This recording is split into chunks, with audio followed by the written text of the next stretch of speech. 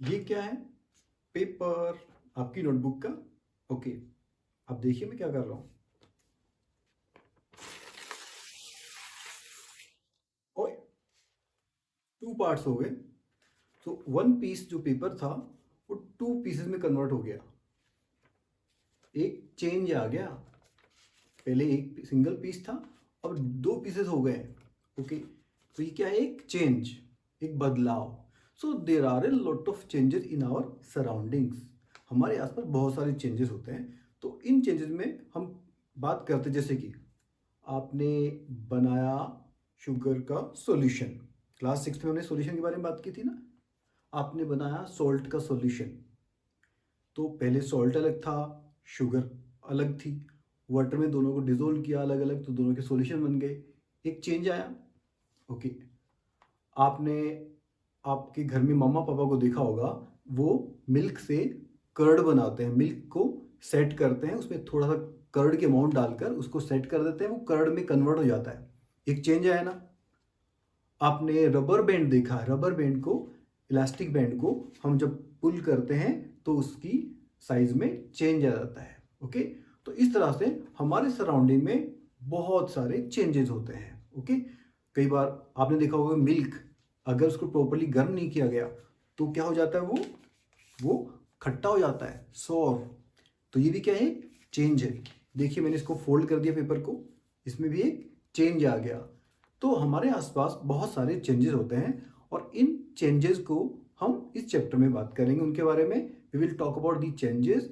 Actually these changes are broadly divided into 2 parts. First is physical change and second is chemical change.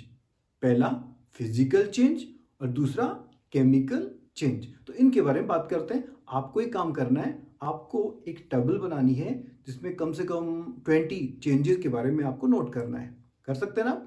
Definitely कर सकते हैं। तो एक table बनाइए अपनी एक्टिविटी नोटबुक में, कम से कम 20 चेंजेस के बारे में। तो अब एक्टिविटी करने का आपका टर्न। क्या करना आपको? जैसे मैंने एक पेपर लिया ना, वैसे ही आपको भी एक पेपर लेना है। और अब क्या करना है, उस पेपर के आपको पीसेस बनाने हैं कट करके। ठीक है, तो उसके आपने डिफरेंट साइज के पेपर के पीसेस बना लिए। स्क्वायर भी हो सकता है, वो रेक्टेंगुलर भी हो सकता है, डिफरेंट साइज के, या कोई रैंडम शेप भी हो सकती है। ओके, अब इन पीसेस को आप फिर से वो जो पेपर था ना उसकी शेप देकर अरेंज कर दीजिए, टेबल पर लगा दीजिए उनको। टेबल पर अरेंज कर दीजिए, टेबल पर, या फिर आप अपने बुक के ऊपर, नोटबुक के ऊपर उन सबको उसी पेपर की शेप देकर अरेंज कर दीजिए। क्या चेंज आया? पेपर वैसे कैसा दिख रहा ना आपको, लेकिन पेपर तो वैसा कैसा दिख रहा है, लेकिन उसमें कुछ चेंज आया है। ये चेंज क्या है आपको पता लग रहा है? अब इस पेपर का पहले सिंगल पीस था ना, अब इसके बहुत सारे पीसेस हो गए हैं, जिनका साइज किसी का बहुत छोटा, किसी का उससे बड़ा, किसी का उससे बड़ा। पहले वाले पेपर का तो एक ही पेपर पीस था, अब अलग अलग पीसेस हो गए हैं। तो एक ये चेंज आया। आपको जब आपके टीचर क्लास में पढ़ाते हैं तो मोस्टली ब्लैक बोर्ड या ग्रीन बोर्ड होता है पीछे की तरफ, उस पर आपके टीचर चॉक स्टिक से लिखते हैं। जब चॉक स्टिक से लिखते हैं तो नीचे की तरफ क्या गिर जाता है, वहां पे खूब सारा चॉक डस्ट। अगर इस चॉक डस्ट को आप कलेक्ट कर लें और पानी में डिजोल्व करके इसका एक पेस्ट बना लें और गाढ़ा पेस्ट बनाएं, उसको चॉक स्टिक की जैसी ही शेप देने की कोशिश करें, और चॉक स्टिक की जैसी शेप दी आपने, उसको ड्राई होने के लिए छोड़ दिया। जब वो ड्राई हो गया तब आप देखिए, आपने उसको चॉक स्टिक की शेप देने की कोशिश की थी ना, तो आपको कुछ कुछ लग रहा ना कि जैसे चॉक स्टिक जैसे ही वापस बन गया है वो। लेकिन कुछ चेंज तो आया ना। पहले वो चॉक स्टिक था टीचर के पास में, मैम या सर के पास में, उसके बाद में वो बदल के किसमें, चॉक डस्ट के फॉर्म में, पाउडर के फॉर्म में। फिर आपने इसको पानी में डिजोल्व किया, फिर से वापस की चॉक स्टिक जैसी शेप बन गई है। तो इसमें भी खूब सारे चेंजेस आ रहे हैं ना। आप टम्बलर जानते हैं, टम्बलर को हिंदी में बोलते हैं गिलास। तो आपको एक ग्लास का टम्बलर लेना है या फिर प्लास्टिक का टम्बलर लेना है, और उसमें भरनी है आपको खूब सारी आइस। अब क्या करेंगे, इस आइस फिल्ड टम्बलर को आप थोड़ी देर के लिए सनलाइट में रख दीजिए, धूप में रख दीजिए। What will happen after some time, थोड़ी सी उसमें आइस है वो मेल्ट हो जाएगी पानी में, उसका चेंज हो गया। तो आइस चेंज होकर थोड़ा सा उसका आइस वाला पार्ट वो जब मेल्ट हो जाता है तो आप उसको वापस ले आइए। अब उसके बाद में क्या करिए, इस टम्बलर को जिसमें थोड़ा सा आइस है, बाकी पानी है। तो आइस और वाटर का मिक्सचर है इसके अंदर। इस मिक्सचर को आप एक फ्रीजिंग मिक्सचर में रख दीजिए। ये फ्रीजिंग मिक्सचर क्या है? फ्रीजिंग मिक्सचर बनता है किससे?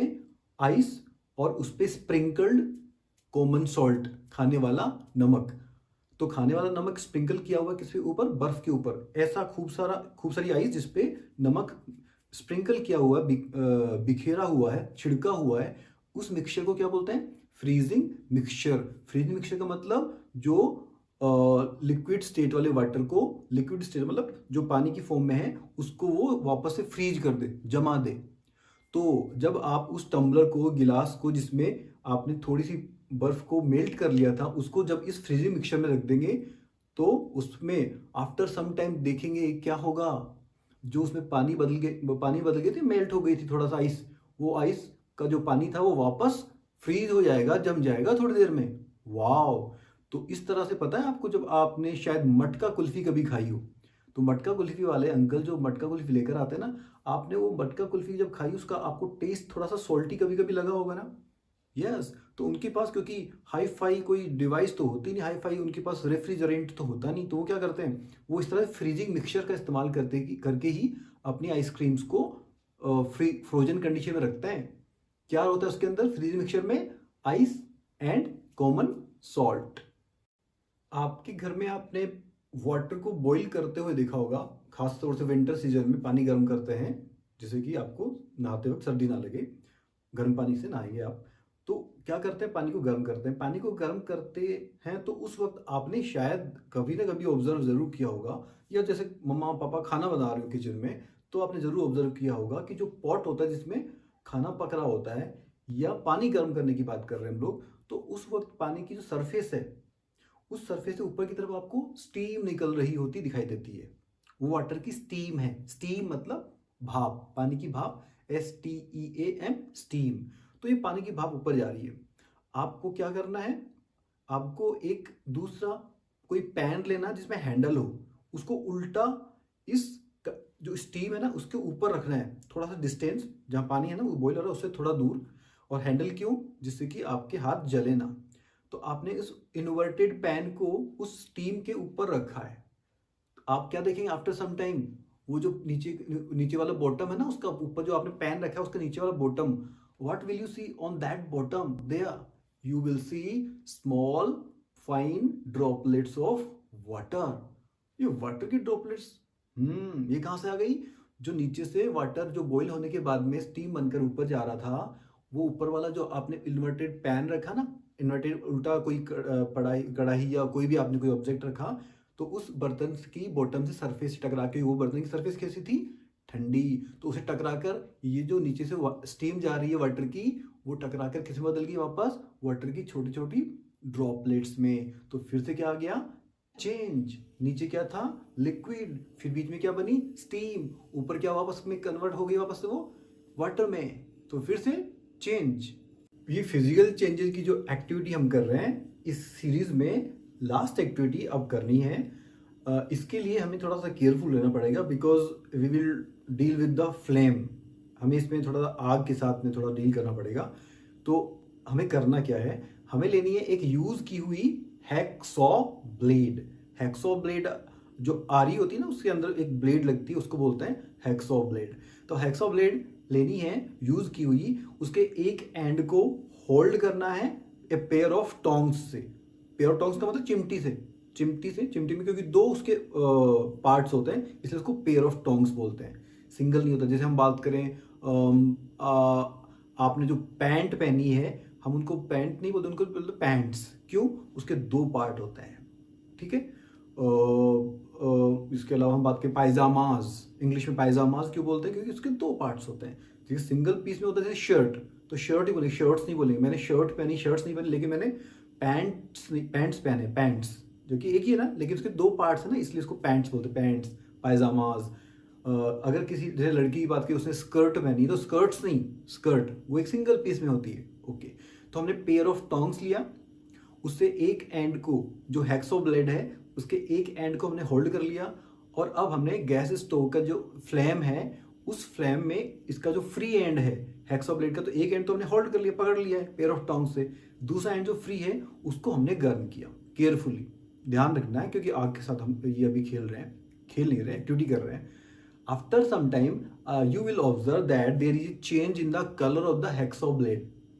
उसका कलर चेंज हो रहा है और वो एक्चुअली क्या होते जा रहा है, धीरे धीरे रेडिश, वो रेड हॉट हो जाएगा आफ्टर सम टाइम। और जब ये कलर में चेंज आ जाए तो आप इसको गर्म करना बंद कर दीजिए, केयरफुली उसको हटा दीजिए। अब धीरे धीरे आप देखेंगे that the colour which was change into red hot, now it is going back to its original colour, वापस से अपनी पुरानी ओरिजिनल कलर में चला गया है। ओके, तो ये आपने इसमें भी चेंज देखा कि पहले शुरुआत में कुछ और कलर था, फिर आपने हीट दी, गर्म किया तो कलर चेंज हो गया, उसके बाद में लास्ट में ठंडा करने पर फिर से उसका कलर ओरिजिनल कलर में आ गया। हमने 5 एक्टिविटीज देखी, तो इन 5 एक्टिविटी के बारे में बात करते हैं कि क्या क्या चेंज आया। पहली एक्टिविटी थी हमने की थी पेपर वाली। पेपर को हमने उसके पीसेस बनाए थे, पीसेस ऑफ पेपर। तो क्या हुआ था, पेपर ही थे लेकिन उनके टुकड़े हुए थे। तो चेंज किस चीज में आया था, अलग अलग तरह के, अलग अलग साइज के, अलग अलग शेप के खूब सारे पेपर्स हो गए थे। हैं तो वो पेपर ही, लेकिन उनकी शेप और साइज इन दोनों में बदलाव आ गया। शेप अलग तरह की होती है, शेप का मतलब रेक्टेंगुलर शेप है, वो स्क्वायर शेप का है, ट्रायंगुलर शेप का है, या कोई इरेगुलर शेप, कोई शेप फिक्स ही नहीं है, कोई राउंड शेप का हो गया है। तो ये तो शेप होती है, साइज का मतलब छोटा या बड़ा। तो पहले साइज पेपर का एक सिंगल पेपर था तो बड़ा था साइज, अब उसके साइज छोटे छोटे साइज के खूब सारे पेपर के पीसेस हो गए। तो बदलाव चेंज किस में आया, शेप एंड साइज में। दूसरी चेंज में क्या हमने क्या देखा एक्टिविटी में, चॉक डस्ट। जो चॉक डस्ट गिर गई थे तो उस चॉक डस्ट को क्या किया, कलेक्ट किया। तो चॉक डस्ट कौन से फॉर्म में है अभी, पाउडर के फॉर्म में। उसको हमने क्या किया, कलेक्ट करके पानी में उसका पेस्ट बनाया और उससे चॉक स्टिक बना ली, सूखने पे चॉक स्टिक बन गई। तो चॉक स्टिक और चॉक में चेंज क्या है कि पाउडर था, अभी वो चॉक स्टिक हार्ड बन गई थोड़ी सी। तो किसमें चेंज आया, पहले पाउडर था और अब वो चॉक स्टिक बन गई। इसका मतलब शेप बदल गई, पहले पाउडर का फॉर्म था उसका शेप, अब वो कौन सी शेप में आ गई, सिलेंड्रिकल फॉर्म में। हमने इसको सिलेंडर की फॉर्म दे दी, बेलन जैसी, चॉक जैसी। और इसके अलावा साइज, पहले तो पाउडर का फॉर्म था मतलब बहुत छोटे छोटे पाउडर के फॉर्म में इसके पार्टिकल का साइज तो बहुत छोटा छोटा था। अब हमने एक स्टिक बना दी तो साइज उसका बड़ा हो गया। तो फिर से चेंज किस में आ गया, शेप एंड साइज में। थर्ड एक्टिविटी में हमने क्या देखा, हमने इसमें देखा आइस को हमने पहले थोड़ा सा मेल्ट किया था धूप में रख के, तो किस में बदल गई थी आइस, किस में चेंज हो गई थी, वाटर में। तो आइस जब वाटर में बदली तो ये चेंज कौन सा चेंज आया, किस में चेंज आया, स्टेट में चेंज आया। क्योंकि मैटर की कितनी स्टेट्स होती है, 3 हमने बात की है, और चौथी किस में होती है, सन में, प्लाज्मा वाली। तो मेन जो 3 होती है उसका नाम क्या है, सॉलिड, लिक्विड एंड गैस। तो यहाँ पर जो आइस है वो कौन से फॉर्म में है, कौन से स्टेट में है, सॉलिड स्टेट में। वो किस में बदल गई, वाटर में, धूप में रखने से। थोड़ी सी हमने बोला कि थोड़ी सी आइस को हम उसको मेल्ट करवा लेंगे, फिर वापस क्या करेंगे, फिर उसके बाद में हमने क्या किया था, उसमें हमने फ्रीजी मिक्सचर के अंदर रख दिया था उस टम्बलर को। तो फ्रीजी मिक्सचर में जब रखा था तो जो थोड़ा सा जो वाटर बना था, थोड़ी सी आइस के मेल्ट होने से वाटर बन गया था, वो वाटर वापस से क्या हो जाता है, फ्रीज हो जाता है। वाटर वापस किस में बदल जाता है, आइस में बदल जाता है। तो फिर से कौन सा चेंज आया, स्टेट में चेंज आया। गुड, तो वापस, क्योंकि पहले स्टेट कौन सी थी, सॉलिड, फिर लिक्विड स्टेट, फिर वापस से सॉलिड स्टेट। तो ये सॉलिड स्टेट में चेंज आ रहा है। खास बात आपने ये भी देखा ना कि आइस वाटर में बदल गई, वाटर फिर से आइस में बदल गई। हमने यहाँ पर इसको ऐसे लिखा है। नेक्स्ट चौथी एक्टिविटी हमने देखा, वाटर को गर्म जब किया जाता है, हमने किचन की बात की थी, तो जब वाटर को गर्म करते हैं तो उसकी स्टीम निकलती है। तो वाटर कौन सी स्टेट में है, ये लिक्विड स्टेट में, स्टीम ये गैशियस स्टेट में, वापर वाली है जो गैशियस स्टेट में। तो वाटर स्टीम में बदला, ये चेंज आया। फिर जब स्टीम है जो गैशियस फॉर्म में है वो ऊपर जा रही, टकरा रही, हमने ऊपर इन्वर्टेड एक पैन लिया ना उसके ऊपर, तो टकराने से वो वापस किस में बदल गई है, ठंडी होने के कारण वाटर में। तो वाटर कौन सी स्टेट है, लिक्विड स्टेट में। तो पहले लिक्विड स्टेट थी, बाद में वो गैशियस स्टेट में आया, फिर वापस लिक्विड स्टेट में बदल गया। तो ये चेंज किस में आया, स्टेट में चेंज आ रहा है। फिर लास्ट जो एक्टिविटी हमने देखी उसमें देखा हमने हैक्सो ब्लेड को हमने गर्म किया। हैक्सो ब्लेड को जब हमने गर्म किया तो शुरुआत में उसका कलर डिफरेंट था, जैसे जैसे गर्म किया, देखो गर्म करने का मैंने एक सिंबल बनाया है प्लस हीट वाला, ट्राइंगल वाला। एक्चुअली गर्म करने के लिए जो स्प्रिट लैंप की हम लैब में जब बात करते हैं तो स्प्रिट लैंप का इस्तेमाल करते हैं। तो स्प्रिट लैंप की शेप को देने के लिए ये ट्राइंगल जी शेप बनाई गई है। और ये हीट देने के लिए, किसी भी ऑब्जेक्ट को साइंस में गर्म करने के लिए ये वाला सिंबल बनाया जाता है। आप चाहे क्लास 7 में पढ़ो या हायर क्लास में पढ़िए, तो जब इसको हीट देते हैं, प्लस मतलब हीट दी गई है, ऊपर वाला मैं सिंबल इसके बारे में बात करता हूँ अभी, पहले इसके बारे में बात कर ले। जब हीट दी जाती है तो क्या होता है, कलर चेंज हो जाता है। कलर चेंज कैसा होता है, रेडिश, फिर रेड हॉट हो जाता है ना, तो कलर में चेंज आया। फिर हमने बात की थी कि उसको रख दिया हमने फ्लैम से हटाकर दूर रख दिया। आफ्टर सम टाइम जब ठंडा हो गई, कौन, ये जो हैक्सॉ ब्लेड ठंडी होगी, तो वापस उसका कलर क्या हो गया, नॉर्मल। तो इसमें देखो मैंने ऊपर वाला जो साइन बना रखा है, यहाँ पे एरो का अपोजिट डायरेक्शन में एरो बना रखा है। ये वाला डायरेक्शन का मतलब तो ये कि हैक्सॉ ब्लेड को हमने क्या किया, हीट दी, प्लस हीट मतलब हीट दी उसको, तो उसने हीट ली, उसका कलर चेंज हो गया, हीट लेकर उसका कलर चेंज हो गया। अब उसके बाद क्या, हमने उसको रख दिया, गर्म करना बंद कर दिया, मतलब उससे हीट वापस बाहर निकल रही है, हीट माइनस हो रही है। हीट जब दी गई तो प्लस हुई, हीट जब वापस निकल रही है तो निकालने के लिए हमें क्या करना पड़ा, हमें अलग रख देना पड़ा। बस हमें ऐसा नहीं कि उसके अंदर हीट निकालनी हमें पड़ रही है, according to the atmosphere temperature, बाहर का हवा का टेम्परेचर, उसके अकॉर्डिंग अपने आप ही उसको ठंडा होना पड़ता है। आप इसके बारे में भी हायर क्लास में पढ़ेंगे ऐसा क्यों होता है। तो कलर चेंज जब हो गया था, वो ठंडी जब होने लगती है, उसका वापस नॉर्मल कलर में आ गई है। तो यहाँ पे चेंज किस में आया, कलर में चेंज आया। तो हमने ये 4 तरह की प्रॉपर्टीज की, देखो यहाँ पे चेंज की बात की। शेप है, इन दोनों में शेप है, इन दोनों में साइज भी है, ये दोनों स्टेट है, और ये कलर। तो 4 प्रॉपर्टीज हैं। इन प्रॉपर्टीज को, क्योंकि हम इनको क्लियरली देख सकते हैं प्रॉपर्टीज को, तो इन प्रॉपर्टीज को बोलते हैं फिजिकल प्रॉपर्टीज। फिजिकल प्रॉपर्टीज 4 तरह की, कौन सी, shape, size, state and colour. तो इनको हम क्लियरली अपनी नेकेड आई से देख सकते हैं, और इनके लिए मतलब हमें अलग से कुछ करना नहीं कि कोई केमिकल रिएक्शन वगैरह नहीं करानी है। So this is these are the physical properties. तो जब फिजिकल प्रॉपर्टीज में जब चेंज आ रहा है इन 5 एक्टिविटी में, तो इस तरह की चेंज को क्या बोलते हैं, फिजिकल चेंज। तो यही इसकी डेफिनेशन भी है। अगर आपको ये प्रॉपर्टीज याद हो गई तो यही, और ये आपने एक्टिविटी समझ ली, इसका मतलब आपको डेफिनेशन भी याद होगी। डेफिनेशन देखिए क्या है फिजिकल चेंज की डेफिनेशन, ए चेंज, एक ऐसा चेंज इन विच, जिसमें इस सब्सटेंस, कोई भी सब्सटेंस, ये हमने अलग अलग सब्सटेंस लिए, तो कोई substance undergoes A change in, उसमें चेंज क्या आते हैं, उसके अंदर जो चेंज आते हैं, अंडरगोज मतलब उसमें क्या आते हैं चेंज, ये चेंज उसमें चेंज आते हैं किसमें, इन इट्स फिजिकल प्रॉपर्टीज, उस सब्सटेंस की फिजिकल प्रॉपर्टीज में, इन सब्सटेंस की फिजिकल प्रॉपर्टी में चेंज आया, तो उसको बोलते हैं फिजिकल प्रॉपर्टी में चेंज आया। तो ये जो सारी फिजिकल प्रॉपर्टी लिखी है हमने, इनमें जब चेंज आता है तो उस चेंज को बोलते हैं, is known as a physical change. Okay, तो फिजिकल चेंज की डेफिनेशन बड़ी इजी है। और इसमें पहली बात तो कि इन चारों में किसी न किसी चीज में डिफरेंस चेंज आएगा, तो वो तो हो गया फिजिकल चेंज। लेकिन इसके अलावा 2 बहुत इंपॉर्टेंट चीजें और भी हैं। मैंने यहाँ पे ये एरो बनाया था ना, एक तो सामने वाली कंडीशन में एक बैकवर्ड में, फॉरवर्ड बनाया था, एक बैकवर्ड बना, मतलब ये जो रिएक्शन है ना, वो इधर भी जा सकती है, उधर भी आ सकती है। ठीक है, तो मतलब रिवर्सिबल भी हो सकती है।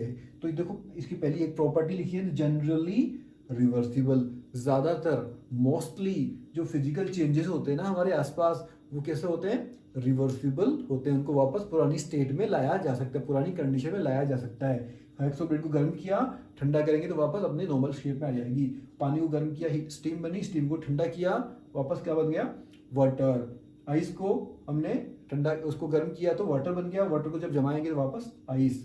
चौक डस्ट से चौकस्टिक, चौकस्टिक वापस लिखेंगे तो चौक डस्ट बन जाएगा। पेपर को हमने पीसेस बनाए, पीसेस को जोड़ेंगे तो क्या होगा, एग्जैक्टली वैसा पेपर तो नहीं बन पाएगा, लेकिन पेपर ही रहेगा, नया सब्सटेंस नहीं बना, कुछ नया नहीं बनाना, तो उसमें नया कुछ नहीं बना। तो ये एक और प्रॉपर्टी देखिए, no new substance is formed. तो इन चेंज में कुछ नया नहीं बनता। इसमें लिखा ना जनरली रिवर्सिबल, हमेशा रिवर्सिबल नहीं होता। अब अगर इस पेन को मैं तोड़ दूं यहां से, ये तो ढक्कन खुला, ये तो कौन सा चेंज वापस लग गया, तो ये तो कौन सा चेंज हुआ, फिजिकल प्रॉपर्टी में चेंज आया। ठीक है, क्योंकि वो वापस उसी सिचुएशन में आ गया। लेकिन अगर यहाँ से तोड़ दिया जाएगा तब चेंज तो कौन सा होगा, फिजिकल चेंज ही होगा, लेकिन उसको जोड़ना मेरे लिए पॉसिबल नहीं होगा। वो बात करेंगे फैक्ट्री में जाके, फिर भी, लेकिन जिस शेप में, जिस पोजीशन में ये पेन है वैसा मैं नहीं कर पाऊंगा। तो जनरली क्या होती है, रिवर्सिबल। और दूसरा क्या, नो न्यू सब्सटेंस फॉर्म्ड। अगर मैं इसको तोड़ दूं तो जोड़ तो नहीं पाऊंगा, लेकिन नया सब्सटेंस कुछ नहीं बना। वो पेन के ही क्या हो गए, 2 पार्ट्स हो गए। उसकी कौन सी प्रॉपर्टी में चेंज आया, हमने बात की थी शेप। अगर 2 पार्ट्स में जाएगा, यहाँ से टूट जाएगा, तो 2 छोटे छोटे पार्ट में, सॉरी शेप नहीं, साइज में, साइज छोटा साइज हो जाएगा ना, तो वो क्या, साइज में चेंज का मतलब फिजिकल प्रॉपर्टी में चेंज। तो इन सब चीज़ों से हमें जाना फिजिकल चेंज के बारे में। आयरन के ऑब्जेक्ट्स को तो आप डेफिनेटली जानते हो, क्योंकि हमारे आसपास सबसे ज़्यादा आयरन के ऑब्जेक्ट्स का यूज़ किया जाता है। आयरन मतलब लोहा।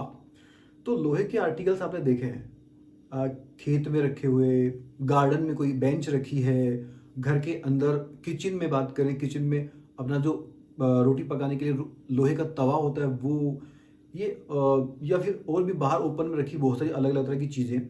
आपने देखा होगा कि ये चीज़ों के ऊपर लोहे के जो आर्टिकल्स होते हैं, डिफरेंट ऑब्जेक्ट्स होते हैं, इनकी सरफेस के ऊपर आफ्टर सम टाइम, शुरुआत में नहीं होता, आफ्टर सम टाइम क्या होता है, उनके ऊपर एक ब्राउन कलर की लेयर जम जाती है। देखा आप लोगों ने? पता है इसका नाम क्या है? ये जो ब्राउन कलर की लेयर वाला जो लेयर बन गई ना आयरन के ऑब्जेक्ट्स पे, इसका नाम होता है रस्ट। और वो आप तो जानते हो शायद पहले से, RUST, रस्ट। और ये जो प्रोसेस है ना कि आयरन के ऑब्जेक्ट्स पे रस्ट बन जाती है, आयरन के ऑब्जेक्ट के ऊपर रस्ट लग गई है, तो ये जो प्रोसेस इसको बोलते हैं रस्टिंग। मतलब आयरन के ऑब्जेक्ट्स के ऊपर रस्ट की लेयर का बनना, इसको बोला जाता है रस्टिंग। अब रस्टिंग किसकी होती है? आयरन के ऑब्जेक्ट्स की। हम किचन की बात करें, किचन में जो लोहे का तवा होता है, अगर उसको गीले को बिना साफ किए उसको वॉश किया, पानी से वॉश करने के बाद में अगर उसको गीला ही रख दिया गया, तो अगर आपने ध्यान दिया हो तो उसके ऊपर ब्राउन कलर की लेयर जम जाती है। तो वो भी क्या, उसकी रस्ट है, उसकी भी रस्टिंग हो गई है। तो पता है ये रस्ट है ना जो, वो आयरन नहीं होता, वो एक नई चीज है। आयरन का ऑब्जेक्ट था, उसके ऊपर वाटर और ऑक्सीजन गैस जो एयर में है, इन दोनों के साथ रिएक्शन होकर एक नई चीज बन गई है जो ब्राउन कलर की है। अगर सैंड पेपर से इसको रब किया जाए तो ये लेयर जो ब्राउन कलर की है वो अलग हो जाएगी उससे। इसका मतलब एक नया सब्सटेंस बन गया है। तो ये भी एक तरह का चेंज है। तो हम अब इस चेंज के बारे में बात कर रहे हैं जिसमें कि एक नया सब्सटेंस बन रहा है। ओके, तो इस तरह के चेंज को बोलते हैं केमिकल चेंज। तो इसके बारे में अलग अलग एक्टिविटी के बारे में बात करेंगे, केमिकल चेंजेस के बारे में। अब एक्टिविटी टाइम, एक्टिविटी करते हैं। क्या करना होगा अपने को? ऑब्जेक्टिव क्या है? To study the burning of a magnesium tape. Magnesium के टेप या रिबन की बर्निंग की स्टडी करनी कि क्या होगा। मैग्नीशियम क्या है? जैसे कि आयरन, सिल्वर, गोल्ड, ये सब मेटल्स हैं, एल्यूमिनियम, कॉपर। उसी तरह से मैग्नीशियम भी एक मेटल है। मेटेरियल्स दो तरह के होते हैं, मेटल्स एंड नॉन मेटल्स। इनके बारे में you will study in class 8th मोर। तो अभी आप समझ लीजिए कि मैग्नीशियम क्या है, एक मेटल है। जैसे लोहा एक मेटल है, वैसे मैग्नीशियम एक मेटल होते हैं। तो जब मैग्नीशियम जलती है, यस मैग्नीशियम जल भी सकती है। आयरन को काफ़ी टाइम चाहिए, काफ़ी टेम्परेचर चाहिए, मैग्नीशियम को कम टेम्परेचर चाहिए। तो जब ये जलता तो क्या होता है, इसके बारे में स्टडी करनी है। रिक्वायर्ड मटेरियल क्या चाहिए? A piece of magnesium ribbon. सबसे पहले तो मैग्नीशियम टेप या रिबन एक ही बात है, टेप या रिबन दो जगह अलग अलग लिखा है ना, इसका मतलब एक ही है। सैंड पेपर चाहिए, सैंड पेपर आप जानते हो रस्ट को उतारने के लिए, उसके क्लियर करने के लिए। टोंग्स, चिमटी चाहिए अपने को। कैंडल, मोमबत्ती, मैच बॉक्स चाहिए। वाटर, लिटमस पेपर चाहिए, ब्लू एंड रेड दोनों के दोनों। एंड टीटी चाहिए। टीटी मतलब टेस्ट ट्यूब। क्या करना है, करेंगे कैसे? Procedure, clean the piece of magnesium with sand paper. जो मैग्नीशियम का जो टेप है, रिबन जो लिया है, उसको क्लीन करना है पहले सैंड पेपर से। उसके ऊपर कोई रस्ट वगैरह तो जमी नहीं है, तो इसलिए साफ कर लिया। Now bring the tip near a candle flame. Candle की फ्लेम के पास में उसकी टिप को लेकर आएंगे। अब टोंग से पकड़ के लाएंगे क्योंकि गर्म हो जाएगा, इसलिए केयरफुली लेकर आना है। और ये एक्चुअली ये वाली एक्टिविटी बच्चों से करवाई जाती है in the presence of the seniors, teacher की प्रेजेंस में लैब में कराई जाती है। तो ये प्रोसीजर 1 क्यों लिखा है? क्योंकि इसमें सेकंड प्रोसीजर भी एक है, बाद में बात करेंगे उसके बारे में। अब इसको कैंडल फ्लेम में की टिप पे हमने इसके पास लेकर आए तो क्या होगा? It will start burning. It Burns with a brilliant white light. बहुत तेज वाइट लाइट के साथ में जलती है, और ये इतनी तेज होती है कि हम इसकी तरफ डायरेक्टली देख भी नहीं पाते हैं। और आपको ये ध्यान भी रखना चाहिए जब एक्टिविटी की जाती है तो देखना भी नहीं चाहिए, because it can affect our eyes. Eye sight पे इसका असर हो सकता है, इसलिए इसको हमें कंटिन्यूसली देखना नहीं चाहिए। और क्या होता है? Leaves behind powdery ash after it is completely burned. जब पूरा जल जाता है वो मैग्नीशियम टेप, हमने छोटा सा पीस लिया तो कंप्लीटली जलने के बाद में क्या बचता है पीछे की तरफ? पाउडरी ऐश। पाउडर के रूप में ऐश बचे, राख बच जाती है उसकी व्हाइट कलर की। तो ये जो राख बनी, ये जो इक्वेशन, ये जो चीज हुई, ये जो हमने मैग्नीशियम को जलाया, तो वो एक्चुअली साइंस में उसको कैसे लिखते हैं? मैग्नीशियम लिया था हमने, प्लस जब भी कोई चीज जलती है तो रिएक्शन किसके साथ में होती है? ऑक्सीजन के साथ में। ऑक्सीजन क्या है? एक गैस है, हम क्लास 6 में पढ़ चुके इसके बारे में। ओके, तो ऑक्सीजन के साथ में रिएक्शन हुई तो क्या बना? वो राख बनी, व्हाइट पाउडरी ऐश। तो वो क्या है? एक्चुअली मैग्नीशियम ऑक्साइड है वो। तो हमने ये क्या अलग अलग केमिकल्स को क्या किसके उनके वर्ड के रूप में लिखा। तो ये हमने क्या लिखी है? इक्वेशन। यहाँ पे मैग्नीशियम और ऑक्सीजन दोनों क्या है? रिएक्शन कर रहे हैं आपस में, और उन्होंने दोनों मिलकर क्या बना लिया? Magnesium oxide. तो ये एक इक्वेशन हो गई है जिसका ये लेफ्ट हैंड साइड है और इधर वाला, और उधर वाला क्या है? Right hand side. लेकिन ये मैथमेटिक्स वाली जैसी रिएक्शन नहीं है, डिफरेंट रिएक्शन है। और अगर ये मैग्नीशियम ऑक्सीजन, मैग्नीशियम ऑक्साइड, इनको इनके फॉर्मूला से, इनके सिंबल से अगर लिखे हम तो इजी हो जाएगा लिखना। ये तो काफी बड़ा लग रहा है इतना यहाँ से वहां तक, लेकिन देखिए अगर इसका सिंबल लिखते हैं, मैग्नीशियम का सिंबल क्या होता है? Mg। ऑक्सीजन का फॉर्मूला आपको बताइए O2, ऑक्सीजन गैस, और मैग्नीशियम ऑक्साइड का होता है MgO। ओके, तो ये कितना? Mg plus O2 becomes Mg। ये जो एरो है ना, वो राइट साइड में एरो जा रहा है, इसको बोलते हैं becomes Mg plus O2 become MgO। तो ये हो गई इसकी equation. Actually in higher classes you will study more about the equations and also balancing the equations। आप equations को बैलेंस करना भी सीखोगे हाई क्लास में। ये लेफ्ट हैंड साइड में जो रिएक्टेंट्स हैं, जो चीजें आपस में रिएक्ट कर रही हैं, और वो जो राइट हैंड साइड में जो चीजें बन रही हैं, प्रोडक्ट बन रहे हैं, वो बैलेंस है कि नहीं है, ये आप क्लास 9th 10th 11th में पढ़ेंगे केमिस्ट्री में, अभी नहीं पढ़ना। अब क्या करना है? ये जो राख बन गई है पाउडरी ऐश, इसका क्या करना है? Procedure number 2, collect the ash. इसको कलेक्ट किया, इकट्ठा किया, and mix in some water in a test tube. Test tube में थोड़ा पानी लिया, इस ऐश को उसमें डाल दिया और उसको दोनों को मिक्स किया। Stir this aqueous solution well. जो एक्वियस सॉल्यूशन, एक्वियस किससे बना है? एक्वा। एक्वा का मतलब क्या होता है? वाटर, क्योंकि हमने पानी में मिलाया, इसका सॉल्यूशन बनाया पानी में, तो ये सॉल्यूशन कैसा हो गया? Aqueous solution. इसको अच्छे से हमने स्टिर किया, स्टिर मतलब हिलाया। अब क्या करना है? Test this solution. अभी सॉल्यूशन बन गया टेस्ट ट्यूब के अंदर। वो सॉल्यूशन में क्या है? MgO मैग्नीशियम ऑक्साइड प्लस हमें क्या होना है? वाटर। तो MgO प्लस क्या हो गया? वाटर। दोनों को घोला। अब क्या करना है? Test this solution with blue and red litmus paper. बारी बारी से, turn by turn, we have to test this solution which is inside the test tube with the help of the litmus paper. Litmus paper से test क्यों करेंगे? हमें जानना है ये जो सॉल्यूशन है उसकी केमिकल नेचर कैसी है, एसिडिक है या बेसिक है, उस सॉल्यूशन में क्या बन गया, एसिड है या बेस। ओके, तो ऑब्जर्वेशन क्या लिखा? No effect on the blue litmus paper. Blue वाले पे कोई असर नहीं हुआ, ब्लू वाला लिटमस पेपर ब्लू ही रह गया। इसका मतलब क्या हुआ? ये जो सॉल्यूशन बना है वो उसकी नेचर एसिडिक नहीं है, उसके अंदर एसिड नहीं बना। देन नेक्स्ट वाला देखिए, red litmus paper turns red. ओह, मैंने गलत लिखा है यहाँ पर, ये रेड नहीं ब्लू में कन्वर्ट हो जाता है, ब्लू। तो रेड लिटमस पेपर ब्लू में कन्वर्ट हो गया, वो रेड नहीं रहा। रेड वाला रेड है ज्यादा, ब्लू वाला ब्लू, इसका मतलब तो कोई चेंज ही नहीं आया, वो तो न्यूट्रल हो गया। गलत। Red litmus paper turns into blue colour, red वाला ब्लू हो गया, इसका मतलब क्या है? वो सॉल्यूशन कैसा है? उसकी नेचर बेसिक। ओके, तो देखिए अब ये जो हुआ इसको हमने वर्ड के फॉर्म में लिखा, magnesium oxide plus water. Magnesium oxide जो राख थी ना, उसका हमने लिखा था already formula, magnesium oxide MgO। तो ये मैग्नीशियम ऑक्साइड वर्ड है उसका, वाटर में मिक्स किया तो क्या बना? Magnesium hydroxide. और मैग्नीशियम हाइड्रोक्साइड आप चैप्टर 5 में आपको याद आया होगा, इसके बारे में ऑलरेडी हम बात कर चुके हैं, और ये इसके नाम से ही आपको पता लग गया होगा, क्योंकि ज़्यादातर आप क्लास 7th 8th के हिसाब से आप ये समझ सकते हैं कि जिनके लास्ट में वर्ड में हाइड्रोक्साइड लगा होता है, हमने उस बेस वाले चैप्टर में पढ़ा था, वो क्या होता है? बेस होता है। तो मैग्नीशियम हाइड्रोक्साइड क्या है? एक बेस। वैसे हायर क्लास में आप पढ़ेंगे इसके बारे में, डिफरेंट डेफिनेशंस होती हैं, अलग अलग पैरामीटर्स होते हैं, लेकिन फिलहाल आप क्लास 7th के स्टैंडर्ड में ये समझ सकते हैं कि कोई ऐसा केमिकल जिसके नाम में हाइड्रोक्साइड है, वाह, वो क्या है? एक बेस है। तो ये तो इसकी होगी वर्ड इक्वेशन। अब छोटी वाली सिंपल वाली की इक्वेशन लिखें, वो क्या है? हम इसका फॉर्मूला क्या लिखें? MgO, ये तो पहले से पता अपने को। प्लस वाटर में मिक्स किया तो वाटर का फॉर्मूला क्या? H2O। दोनों मिलकर क्या बनाते हैं मैग्नीशियम हाइड्रोक्साइड, जिसका फॉर्मूला क्या होता है? MgOH का whole twice. Okay, so this is the equation of this solution का जो हम टेस्ट किया उसके बाद में। तो MgO plus H2O becomes MgOH whole twice. तो एक नया सब्सटेंस बन गया। देखिए क्या बन गया, ये बेस बन गया। थी हमारे पास क्या, मैग्नीशियम मेटल, पानी में उसको जलाया तो ऑक्साइड बन गया। और वो ऑक्साइड कैसा है, उसकी नेचर कैसी है, बेसिक। इसका मतलब एक नया सब्सटेंस बन गया।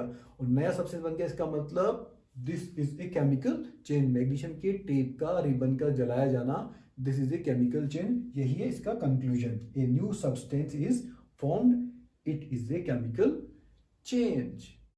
अब बात करते हैं नेक्स्ट एक्टिविटी की। ऑब्जेक्टिव क्या है एक्टिविटी का, to study the change in colour of copper sulphate. Copper sulphate के बारे में हमने क्लास 6 में बात की थी, जब हमने प्रोटीन का टेस्ट किया था। तो प्रोटीन का, किसी सब्सटेंस में प्रोटीन है फूड मटेरियल में या नहीं है, इसके लिए हमने कॉपर सल्फेट का इस्तेमाल किया था। इसके साथ में सोडियम हाइड्रोक्साइड का भी आपको याद आया होगा, ब्लू कलर का सोल्यूशन। ओके, तो कॉपर सल्फेट का कलर चेंज होता है, वो ब्लू कलर उसका है ना, वो कलर चेंज हो जाता है। यस, तो ये कैसे होता है इसके बारे में बात करते हैं। कब चेंज होता है ये बात करते हैं। तो रिक्वायर्ड मटेरियल्स क्या क्या चाहिए, कॉपर सल्फेट चाहिए, CuSO4 जगह फॉर्मूला होता है। आयरन नेल, लोहे की कील चाहिए, या इसकी जगह पे यूज्ड शेविंग ब्लेड भी ले सकते हैं। शेविंग ब्लेड, शेव बनाने के लिए जो ब्लेड काम आती है वो यूज्ड ब्लेड ले सकते हैं। ए बीकर, बीकर ले सकते हैं, या ग्लास टम्बलर, ग्लास कांच का टम्बलर, गिलास ले सकते हैं। ग्लास का ही क्यों, हमें ट्रांसपेरेंट होगा तभी तो नजर आएगा ना अंदर कलर चेंज हो रहा है कि नहीं हो रहा है। डाइल्यूट सल्फ्यूरिक एसिड, जिसका फॉर्मूला क्या है, H2SO4। ये डाइल्यूट है, कॉन्सेंट्रेटेड नहीं है। एक्चुअली इस एसिड की जरूरत इस एक्टिविटी में क्यों है, ये उस रिएक्शन को फास्ट करता है। जो कलर चेंज होने वाली जो प्रोसेस है ना, ये इसको फास्ट करता है। तो डाइल्यूट क्यों, जिससे कि वो ज़्यादा नुकसानदायक नहीं होता ना। बात करी कॉन्सेंट्रेटेड अगर होता तो ज़्यादा डेंजरस होता है, तो वो हमने डाइल्यूट लिया। वाटर एंड टीस्पून, ये हमने रिक्वायर्ड मटेरियल लिया। अब करना क्या है, प्रोसीजर। डिजोल्व 1 टीस्पूनफुल, 1 चम्मच घोलना है क्या, कॉपर सल्फेट। कॉपर सल्फेट का एक दूसरा नाम भी है, क्योंकि इसका नाम कलर के साथ तो ब्लू होता है, तो इसका नाम है ब्लू विट्रियोल। तो ब्लू विट्रियोल हिंदी बोलते हैं इसको नीला थोथा। नीला थोथा बड़ा डिफिकल्ट नाम है ना। तो ब्लू विट्रियोल, कॉपर सल्फेट 1 चम्मच घोल लिया in half cup of water in a beaker. Beaker में आधा कप पानी डाला है और उसके अंदर हमने 1 टीस्पूनफुल कॉपर सल्फेट को डिजोल्व कर लिया। Now add a few drops of dilute H2SO4, जो सल्फ्यूरिक एसिड लिया ना डाइल्यूट वाला, उसकी कुछ ड्रॉप्स हमने उसमें ऐड कर ली ब्लू कलर के सॉल्यूशन के अंदर।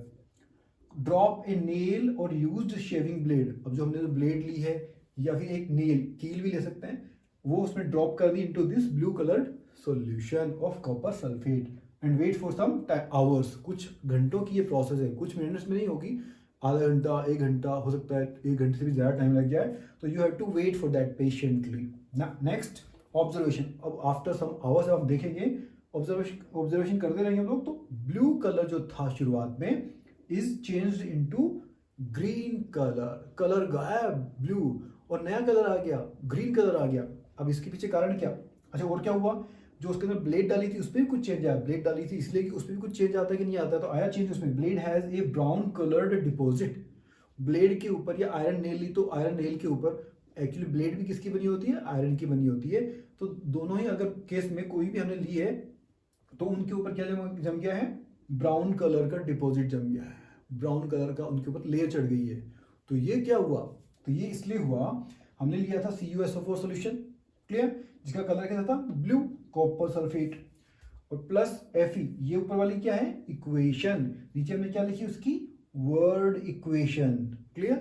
तो इक्वेशन देखिए CuSO4 plus Fe iron, blade या फिर हम नेल की बात करें, दोनों आयरन के बने हैं, तो Fe उसका सिंबल होता है, बिकम FeSO4 प्लस Cu, क्या बन गए, CuSO4 के रिएक्शन हुई Fe के साथ में। ब्लू कलर का सॉल्यूशन जो कॉपर सल्फेट का था उसमें हमने डाली ऊपर से आयरन की नेल, उसने रिएक्शन करके क्या बना लिया, FeSO4, जिसका नाम क्या है, आयरन सल्फेट।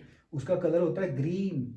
ये था ब्लू, ये था ब्लू विट्रियोल, हमने पढ़ा था ब्लू, कहाँ गया ब्लू विट्रियोल, ये वाला ब्लू विट्रियोल। तो ये यहाँ पे ग्रीन कलर का आयरन सल्फेट बना, इसका नाम क्या होता है पता है, ग्रीन विट्रियोल। तो ब्लू विट्रियोल की जगह पे बन गया ग्रीन विट्रियोल प्लस कॉपर। जो कॉपर सल्फेट के फॉर्मूले में देखिए यहाँ पर 2 पार्ट्स इसके, ये तो कॉपर और सल्फेट, तो देखिए क्या हुआ, SO4 FeSO4 में आ गया है, ये Fe है ना, ये किसके साथ जुड़ गया है, SO4 के साथ में, और Cu को कर दिया उसने अलग, Cu को अलग कर दिया, देखो बेचारा Cu अकेला हो गया। Cu को अलग किसने किया, Fe ने, Fe जुड़ गया किसके साथ में, SO4 के साथ में, तो क्या बन गया FeSO4। और जो SO4 के साथ जो दोस्ती करके रखी थी ना कॉपर ने, उसको वहां से हटा दिया किसने, आयरन ने।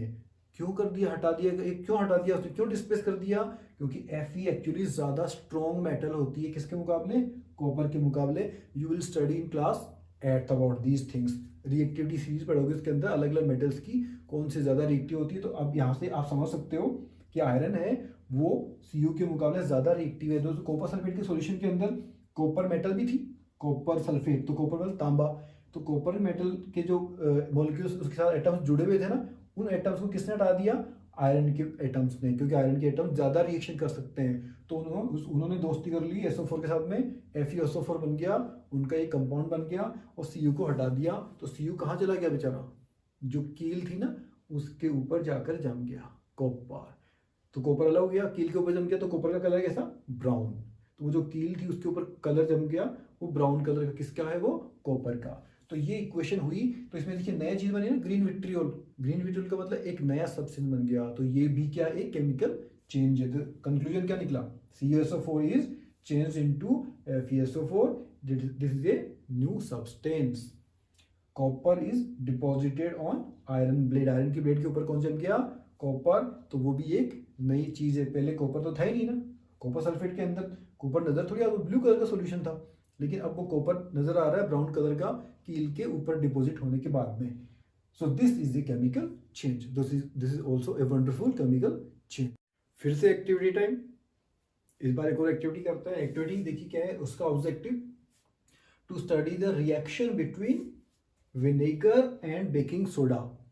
विनेगर और बेकिंग सोडा के बारे में हमने चैप्टर नंबर 5 में थोड़ी सी बात की थी। विनेगर, इसको हिंदी में सिरका बोलते हैं, और हमने बात की थी इसमें कौन सा एसिड होता है, एसिटिक एसिड। और बेकिंग सोडा की हमने बात की थी, baking soda sodium hydrogen carbonate या सोडा बाइकार्ब NaCO3। तो इन दोनों के बीच रिएक्शन होती है तब क्या होता है। तो रिक्वायर्ड मटेरियल क्या क्या चाहिए अपने को, पहला चाहिए विनेगर, बेकिंग सोडा चाहिए, टेस्ट ट्यूब चाहिए, इसमें 2 टेस्ट ट्यूब चाहिए अपने को, डिलीवरी ट्यूब चाहिए।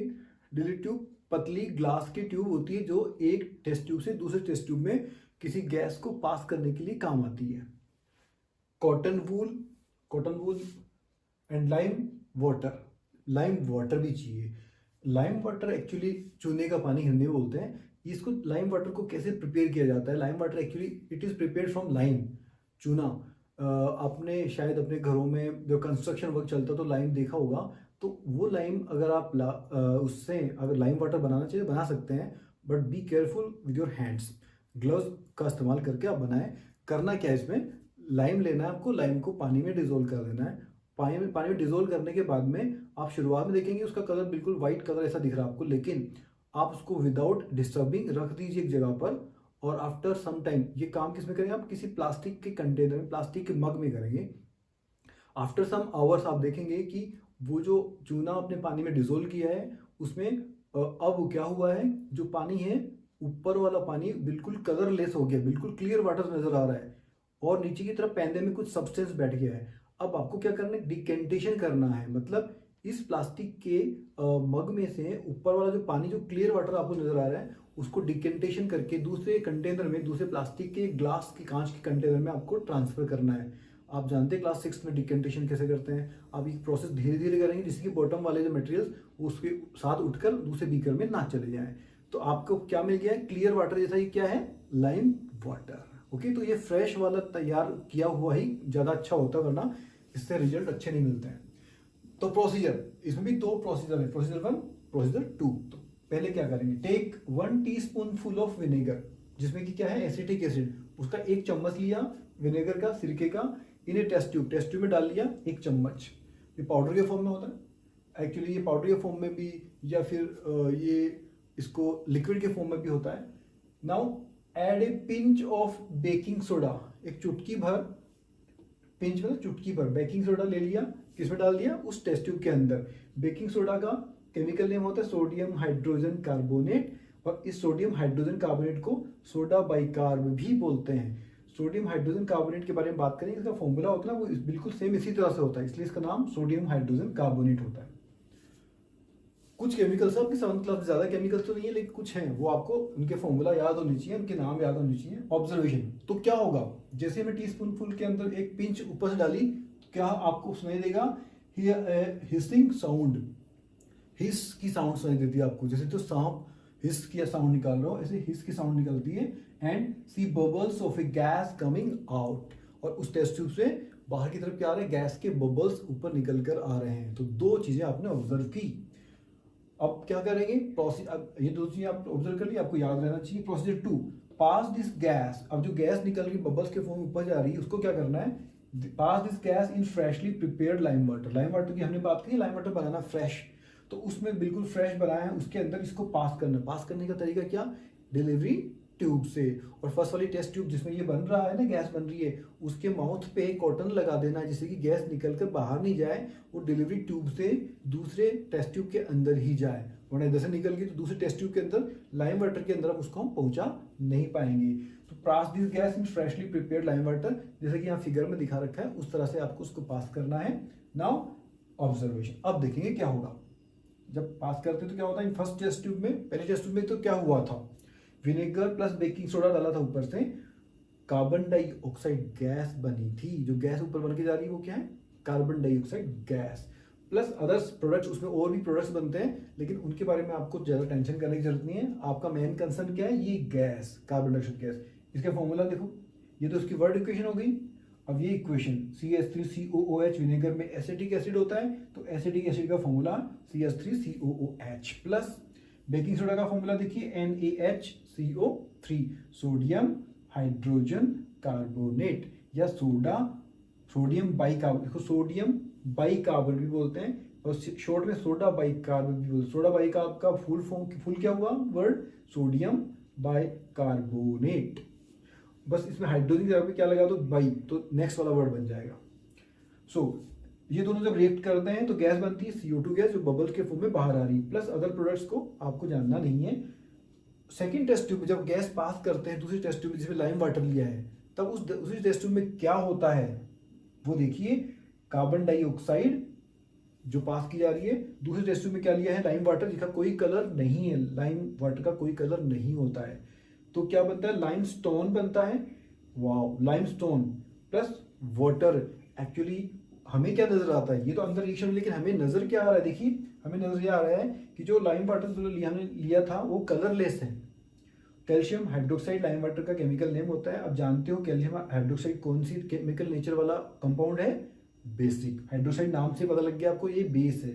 तो लाइम वाटर बेसिक नेचर वाला कंपाउंड है जिसका फॉर्मूला क्या है, CaOH होल ट्वाइस। अब ये भी जानते हो कि OH मोस्टली ऐसे कंपाउंड्स में जब OH लगा होता है तो वो क्या होता है, एक बेस होता है। हाइड्रोक्साइड उसके वर्ड से जान सकते हैं, OH उसके ये जो आप लास्ट में लगा होता है वर्ड, ग्रुप, फंक्शनल ग्रुप बोलते हैं उसको, तो इससे भी जान सकते हैं। तो CO2 और CO2 गैस को पास किया हमने लाइम वाटर के अंदर, जिसका कोई कलर नहीं है, कलरलेस, तो उसका कलर चेंज हो जाता है, वो मिल्की कलर हो जाता है, मिल्क जैसा, दूध जैसा कलर उसका हो जाता है।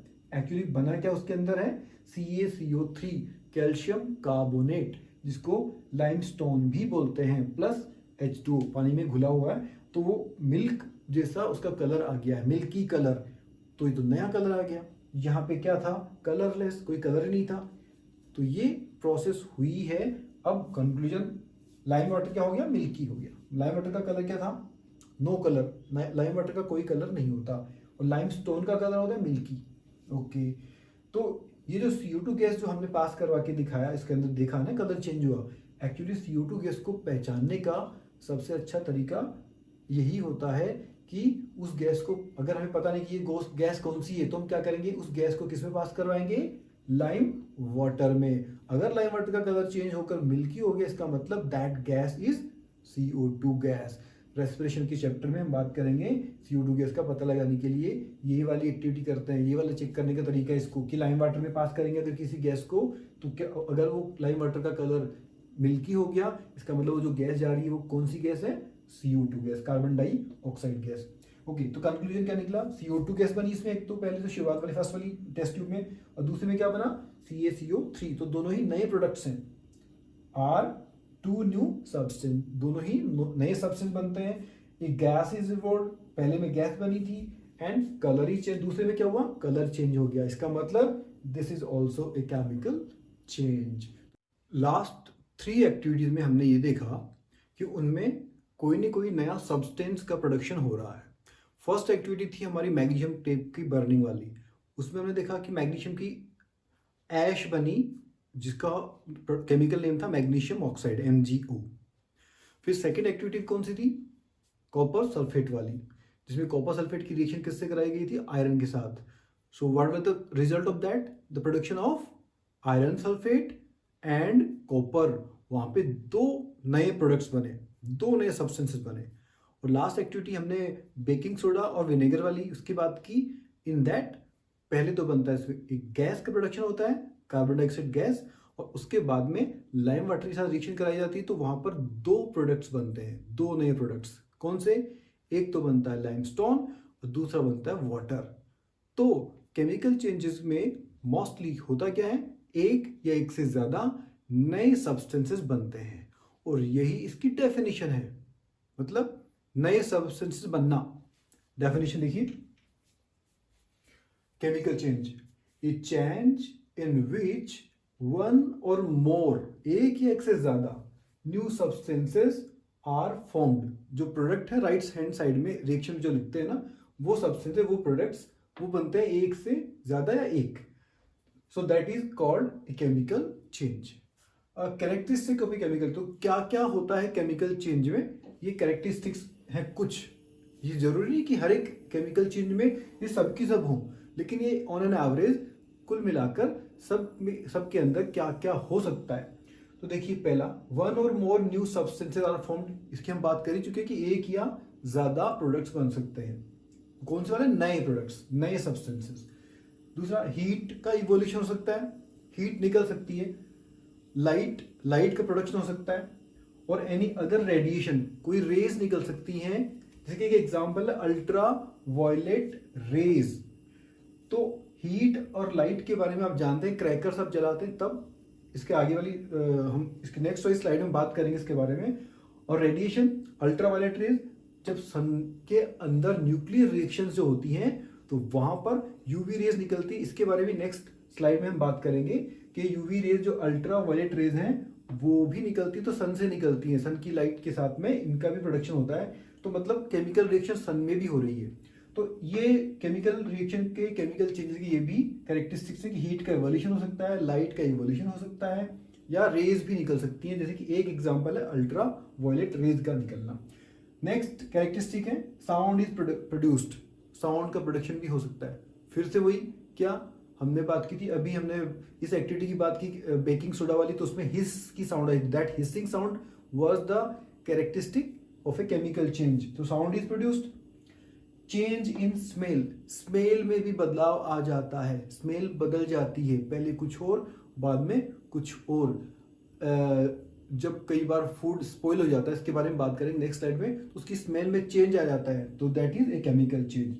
चेंज इन कलर, कलर बदल जाता है। हमने देखा copper sulphate, it was a blue coloured solution, when it reacted with iron it went into different colour, that was green colour.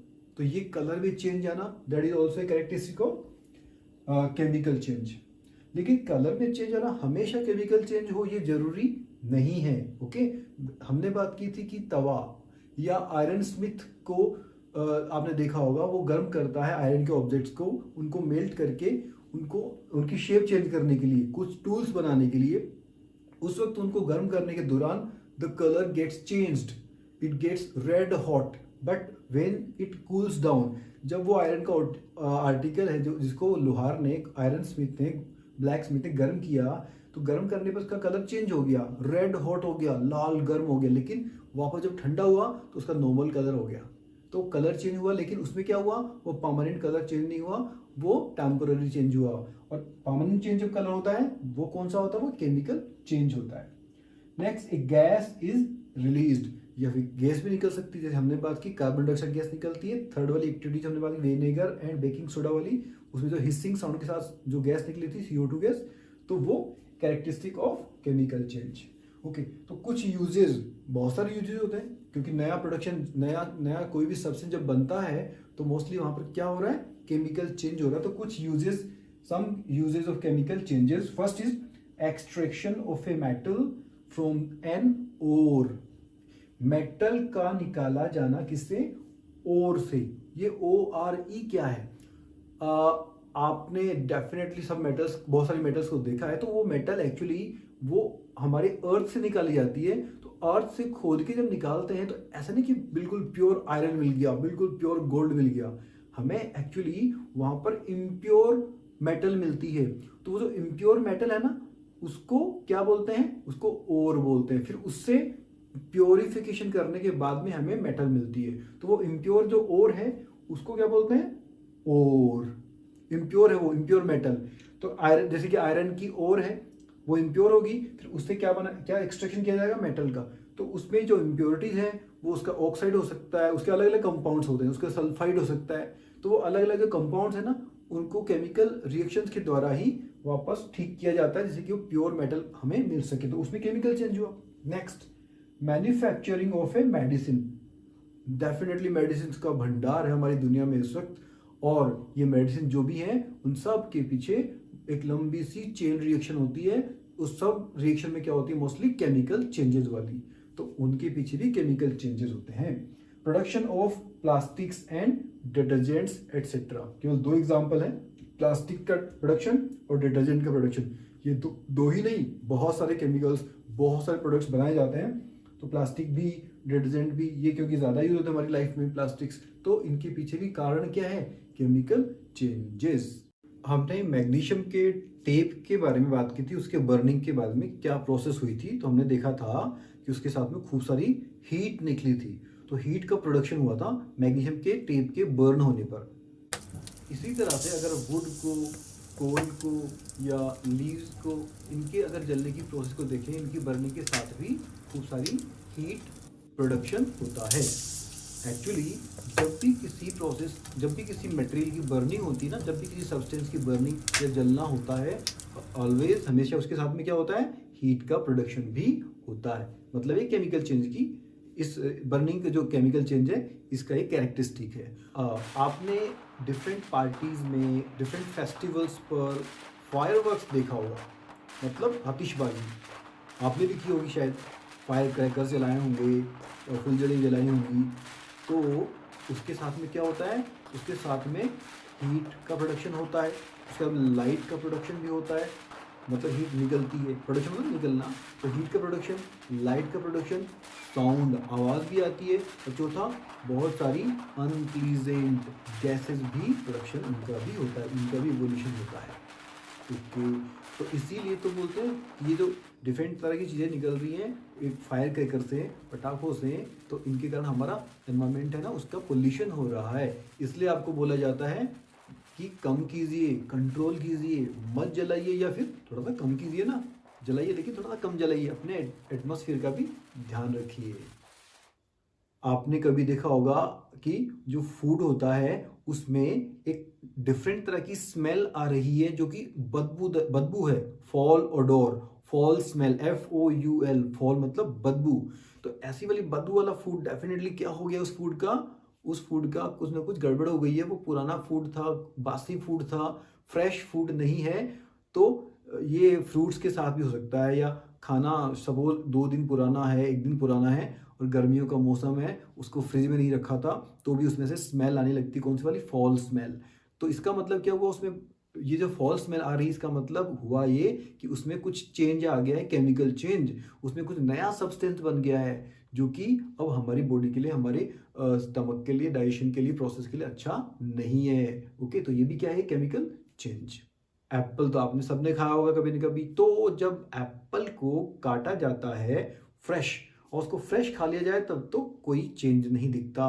Change तो आया कि उसको काटा गया, लेकिन अगर आपने तुरंत कंज्यूम नहीं किया और एप्पल की स्लाइस को काट के आपने रख दिया, तो आफ्टर सम टाइम आप देखते हैं कि उसकी स्लाइस के जो अंदर की तरफ है ना, वहां पे एक डिफरेंट कलर आ गया है। Change in the colour. ऐसा ही आप पोटैटो, ब्रिंजल, बैंगन, अगर उसको भी काट के रख देंगे, after some time you will see change in the colour. तो ये चेंज जो कलर में आया है, इसके पीछे कारण है कि वहां पर कुछ न कुछ नया सब्सटेंस बना है। ओके, तो उसके कारण नया सब्सटेंस बना, तो ये केमिकल चेंज हुआ है वहां पर भी। चैप्टर 5 में हमने बात की थी न्यूट्रलाइजेशन रिएक्शन के बारे में। एसिड्स और बेसिस जब आपस में रिएक्ट करते हैं तो सॉल्ट एंड वाटर का प्रोडक्शन होता है। ठीक है, तो पता है उसमें भी क्योंकि नया सब्सटेंस बन रहा है। पहले शुरुआत में क्या थे, एसिड एंड बेसिस, क्या बन गया, सॉल्ट एंड वाटर। तो ये भी क्या है, केमिकल चेंज का एक एग्जाम्पल। इसी तरह से चैप्टर नंबर 1 में एंड चैप्टर नंबर 2 में भी हमने 2 केमिकल चेंजेस पढ़े, बहुत इंपॉर्टेंट वाले। पहले चैप्टर में कौन सा पढ़ा था, फोटोसिंथेसिस। यस, जो बूझो पहली ना आपके दोनों दोस्त, वो भी इसी के बारे में बात कर रहे हैं आपके बुक में। वो भी बोल रहे हैं कि या क्या फोटोसिंथेसिस भी, क्या डाइजेशन भी केमिकल चेंज की कैटेगरी में आएंगे क्या। यस, कैसे, फोटोसिंथेसिस में रॉ मटेरियल्स 4 होते हैं, उन चारों रॉ मटेरियल्स के रिएक्शन के कारण क्या बनता है, फूड, जो कि स्टार्च के रूप में स्टोर होता है। तो शुरुआत में तो क्या था, कार्बन डाइऑक्साइड गैस थी, वाटर था, किसके प्रेजेंस में, सनलाइट एंड क्लोरोफिल की प्रेजेंस में। तो 4 रॉ मटेरियल डिफरेंट तरह के थे, और बाद में रिजल्ट क्या हुआ, स्टार्च बन गया और एक गैस बनी, कौन सी वाली, ऑक्सीजन गैस। तो नई चीजें बन गई ना। ओके, तो इसका मतलब photosynthesis is also a chemical change. In the same fashion, उसी तरीके से अगर हम डाइजेशन की बात करें, तो in the process of digestion also हम कंज्यूम करते हैं फूड बाइट्स बना बनाकर, और अल्टीमेटली वो हमारी बॉडी में डिफरेंट उनके जो सिंपलेस्ट फॉर्म्स होते हैं, सिंपल शुगर के फॉर्म में, सिंपल फॉर्म में, जैसे कि हमने खाया था राइस। राइस किसका बना है, स्टार्च का। स्टार्च का जब हमने इसको डाइजेस्ट किया तो वो किसके फॉर्म में कन्वर्ट हो गया, सिंपल शुगर के फॉर्म में, जिसका नाम क्या है, ग्लूकोज। तो ये डाइजेशन की जो प्रोसेस है, इसमें प्रोटीन टूट जाता है अमीनो एसिड्स में, कार्बोहाइड्रेट वाले पार्ट्स वो टूट जाते हैं किसमें, ग्लूकोज में, और जो लिपिड्स होते हैं वो किसमें टूट जाते हैं, फैटी एसिड एंड ग्लिसरॉल में। तो this is also a chemical change. हमने चैप्टर 1 में बात की थी that the ultimate source of energy on our earth is sun. वो है अल्टीमेट सोर्स ऑफ एनर्जी। तो हमें उससे ही तो पूरी लाइफ, जो पूरी अर्थ पे जो लाइफ है उसके कारण ही है, एनर्जी उसके कारण ही सारी सारी। ओके, लेकिन ये जो सन है उसकी जो हमारे पास जो लाइट एनर्जी आ रही है, उस लाइट में एक्चुअली कुछ बहुत सारे रेडिएशन होते हैं, और वो जो एक खतरनाक रेडिएशन होता है जिसकी हम बात कर रहे हैं उसका नाम है UV radiation, ultra violet radiation. ये भी आता है और ये हमारे लिए डेंजरस है। ओके, तो फिर मतलब हमें बचाता भी है और मारने की भी कोशिश कर रहा है सन। तो ये जो अल्ट्रा वायलेट रेडिएशन है, लेकिन इसको बचाने के लिए हमारी धरती के पास एक शील्ड है। शील्ड जानते हैं आप लोग, जैसे कि वॉर्स में, युद्धों में जो आर्मी मैन होते हैं उनके पास एक शील्ड होती है। तो सामने वाला बंदा जब वॉर करता था तो तलवार से युद्ध डेफिनेटली नहीं होगा, अब तो एटम बॉम्ब से ही होगा, अगर होगा तो वी विश नहीं हो ऐसा। तो वो शील्ड का इस्तेमाल करते थे, वो अपने बैक पे लगा के रखते थे, या फिर आपने देखा होगा कि वो जब अगला बंदा वॉर करता था भाले से या फिर स्वॉर्ड से, तो वो अपने शील्ड से बचाते थे। तो ऐसी शील्ड हमारी धरती के पास भी है, किससे बचने के लिए, ये जो अल्ट्रावायलेट रेज जो सन से आती है ना, वो हार्मफुल रेडिएशन वाली, इनसे बचने के लिए अपनी अर्थ के पास एक शील्ड है, प्रोटेक्टिव शील्ड। वाओ, लेकिन ये वैसे आयरन वाली नहीं होती है। तो ये शील्ड किसकी बनी होती है, ये बनी होती है हमारे एटमॉस्फेयर की। हमारी अर्थ के चारों तरफ एयर की डिफरेंट लेयर्स होती हैं। तो इस ये जो डिफरेंट लेयर्स होती हैं उनमें एक लेयर का नाम है ओजोन लेयर। तो ओजोन लेयर एक्चुअली उसका नाम ओजोन लेयर क्यों है उस लेयर का, क्योंकि उसमें एक स्पेशल गैस है जिसका नाम है ओजोन। ओजोन में एक्चुअली ऑक्सीजन के एक एटम में, सॉरी, ऑक्सीजन के एक मॉलिक्यूल में ऑक्सीजन के 2 एटम होते हैं। ये एटम की मॉलिक्यूल की कॉन्सेप्ट आप थोड़ा 8th क्लास में पढ़ेंगे इसके बारे में, बाकी 9th में। तो ऑक्सीजन की अगर बात करें, ऑक्सीजन गैस की बात करें, तो उसके एक मॉलिक्यूल में 2 एटम होते हैं, हम लिखते हैं O2। ओजोन की अगर बात करें ना, तो ओजोन के एक मॉलिक्यूल में ऑक्सीजन के 3 एटम्स होते हैं। तो डिफरेंट है, ऑक्सीजन और ओजोन डिफरेंट गैसेज हैं, लेकिन दोनों में ही क्या होता है, ऑक्सीजन के एटम्स होते हैं। ओ के एक में तो 2 है, ओजोन में कितने हैं, 3 है। तो वो जो ओजोन लेयर है उसमें ओजोन गैस है, और ये ओजोन गैस क्या करती है, ये जो अल्ट्रावायलेट रेज रेडिएशंस जो सन की लाइट में हमारी धरती की तरफ आ रहे हैं ना, धरती को नुकसान पहुंचाने के लिए, ये उनको वहीं पर रोक लेती है। वाह, रोकती कैसे है, ये एक्चुअली उनको रोकती है और टूट जाती है खुद। वाह, मतलब संघर्ष तो करती है लेकिन टूट जाती है, संघर्ष करती है टूट जाती है। O3 किस में टूट जाती है, O2 में, ऑक्सीजन में बदल जाती है। और ये बाद में जरूर होता है कि वो बाद में फिर से भी बन जाती है किसमें, वापस केमिकल रिएक्शन होती है, वापस किस में बदल जाती है, ओजोन में। लेकिन उस वक्त उसने तोड़ दिया, उसने रोक लिया किसको, किसको रोक लिया, अल्ट्रावायलेट रेडिएशंस को। तो O3 का, ओजोन का ऑक्सीजन में बदलना, क्योंकि ऑक्सीजन तो एक नई अलग गैस है जिसके बारे में हम जानते हैं ऑलरेडी कि that is necessary for our respiration, वो उस रेस्पिरेशन के लिए जरूरी है। तो एक नई चीज बन गई ना, तो ये क्या है, एक केमिकल चेंज। और ओजोन लेयर की बात करें तो ओजोन ने हमारी धरती को बचा लिया। तो धरती क्या का प्रोटेक्टिव शील्ड कौन सी गैस है, ओजोन। उसने क्या बना रखा, ओजोन लेयर में एक प्रोटेक्शन। हमने शुरू में बात की थी रस्टिंग के बारे में, तो रस्टिंग के बारे में अब फिर से बात करेंगे थोड़ी डिटेल्स में कि रस्टिंग के लिए क्या जरूरी है, क्यों, कैसे होती है और कैसे इसको रोकें। सो रस्टिंग ऑफ आयरन, हमने बात की थी कि आयरन के आर्टिकल्स की रस्टिंग होती है मोस्टली।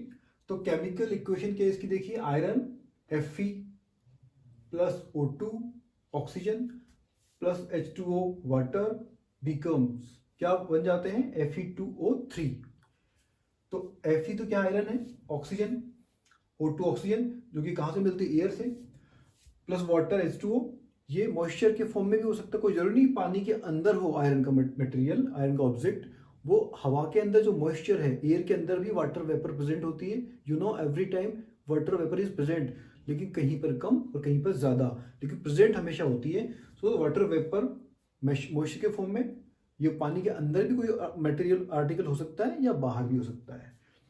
एंड तो ये बन जाते क्या, Fe2O3, ये आयरन ऑक्साइड है जो कि रस्ट, जिसके नाम, जिसको हम कॉमन नेम रस्ट के नाम से जानते हैं। तो एक नया मटेरियल बन गया, एक नया सब्सटेंस बन गया, तो ये केमिकल चेंज है।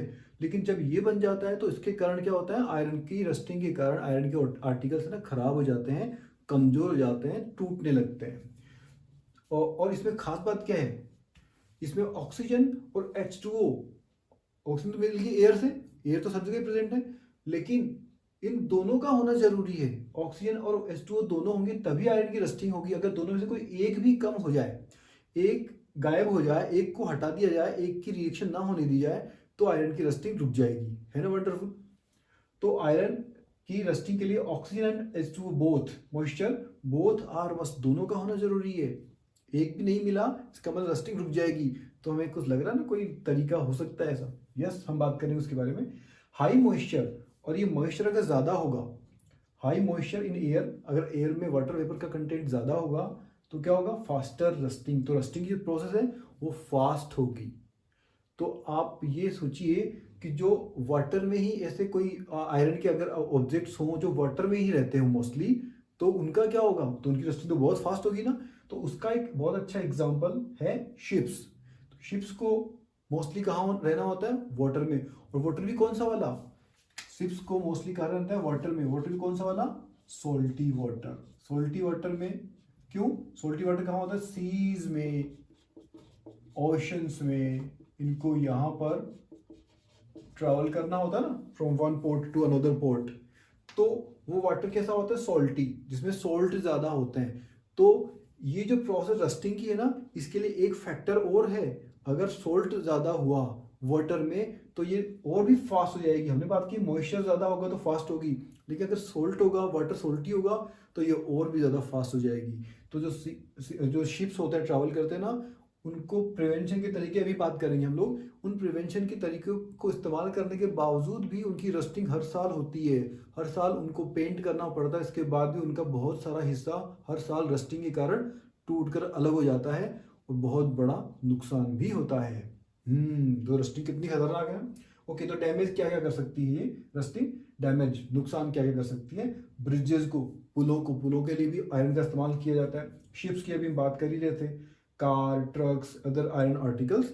तो ये कार में, ट्रक्स में इनकी बॉडी बनती है और बहुत सारे आर्टिकल्स ऐसे होते हैं जो आयरन के बने होते हैं, इन सब को नुकसान होता है। प्रिवेंशन, हम कैसे रोकें रस्टिंग से ऑब्जेक्ट्स को। तो हमें जब पता लग गया कि ऑक्सीजन और H2O दोनों की रिएक्शन होना जरूरी है, तो हम कुछ ऐसा करें कि दोनों या दोनों में से कोई एक रिएक्शन ना करे। तो उसके कुछ तरीकों की बात करते हैं। Stop the contact of iron with oxygen, तो या तो ऑक्सीजन के साथ कॉन्टैक्ट रोक दें या H2O के साथ रोक दें, या फिर दोनों के साथ ही कॉन्टैक्ट में नहीं आए, कौन, आयरन, तो उसकी रस्टिंग नहीं होगी। तो मेथड देखिए, पहली मेथड है ग्रीस और पेंट का यूज करना। ग्रीस आपने देखी होगी, आपकी जो बाइसिकल है ना उसके अंदर ग्रीस का अप्लाई करते हुए देखा होगा। तो वो ग्रीस या पेंट कर देना आपने अपने घरों में, बिल्डिंग्स में, गवर्नमेंट स्कूल्स में, आपके स्कूल बिल्डिंग्स में, प्राइवेट स्कूल्स में, प्राइवेट इंस्टीट्यूट्स में, अलग अलग जब बिल्डिंग्स कंस्ट्रक्शन होता है वहां पर जो आयरन के जो आर्टिकल्स होते हैं उनके ऊपर पेंट किया जाता है, आपने देखा होगा। तो वो पेंट क्यों किया जाता है, उसका एक कोट चढ़ाया जाता है आयरन के ऑब्जेक्ट्स के ऊपर, विंडोज के ऊपर, ग्रिल्स के ऊपर, डोर्स के ऊपर। क्यों, जिससे कि वो आयरन का जो ऑब्जेक्ट है, आयरन की जो विंडो है, आयरन का जो डोर है, वो किसके कॉन्टेक्ट में नहीं आए, वो ऑक्सीजन एंड वाटर दोनों के कॉन्टेक्ट में ही नहीं, या तो दोनों के बीच में क्या एक लेयर बन जाएगी, ये आयरन का ऑब्जेक्ट और यहाँ बाहर की तरफ इसके ऊपर कौन लग गई, एक पेंट का कोट लग गया, पेंट कर दिया, तो उसके बाद बाहर जो एयर है, बाहर जो वाटर वेपर है वो उसके कॉन्टेक्ट में नहीं आ पाएगी। तो नीडेड रेगुलरली, लेकिन ये रेगुलरली करना पड़ता है। ऐसा तो है नहीं कि आपने अपने घर में देखा होगा कि 10 साल पहले, 20 साल पहले पेंटिंग की थी, पेंट किया गया था विंडोज पे, डोर्स पे, और करने की जरूरत ही नहीं है, ऐसा नहीं है ना, क्योंकि वो रस्टिंग उसकी धीरे धीरे वो लेयर है ना पेंट की उतरने लगती है और रस्टिंग फिर शुरू हो जाती है। तो रेगुलरली इसको पेंट करते रहना पड़ता है आफ्टर सम रेगुलर टाइम। दूसरी method, deposit a metal over it. Iron की जो ऑब्जेक्ट्स हैं उनके ऊपर, क्योंकि आयरन की जो रस्टिंग होती है बहुत ज़्यादा, तो कुछ ऐसी मेटल्स होती हैं जिनकी रस्टिंग नहीं होती है, बहुत कम होती है। तो उन मेटल्स की लेयर आयरन के ऑब्जेक्ट्स के ऊपर अगर चढ़ा दी जाए तो कैसा रहेगा। अच्छा, तो उन ऑब्जेक्ट्स का इस्तेमाल, उन्हीं मेटल्स के ऑब्जेक्ट्स का क्यों इस्तेमाल नहीं कर लिया जाता, वो एक्चुअली ज़्यादा महंगे होते हैं। तो क्या किया जाए, आयरन के ऑब्जेक्ट्स के ऊपर उन मेटल्स की एक लेयर चढ़ा दी जाए, उनकी एक लेयर डिपॉजिट कर दी जाए आयरन के ऑब्जेक्ट्स के ऊपर। अच्छा तरीका है ना, yes, deposit a metal over it. Over it किसके ऊपर, आयरन के ऑब्जेक्ट्स के ऊपर। तो दो तरह की मेटल्स का मोस्टली यूज किया जाता है। पहली है क्रोमियम जिसका सिंबल क्या है, कैपिटल C स्मॉल r। दूसरी है जिंक, Z कैपिटल है और M स्मॉल। तो इन दोनों मेटल्स का इस्तेमाल किया जाता है।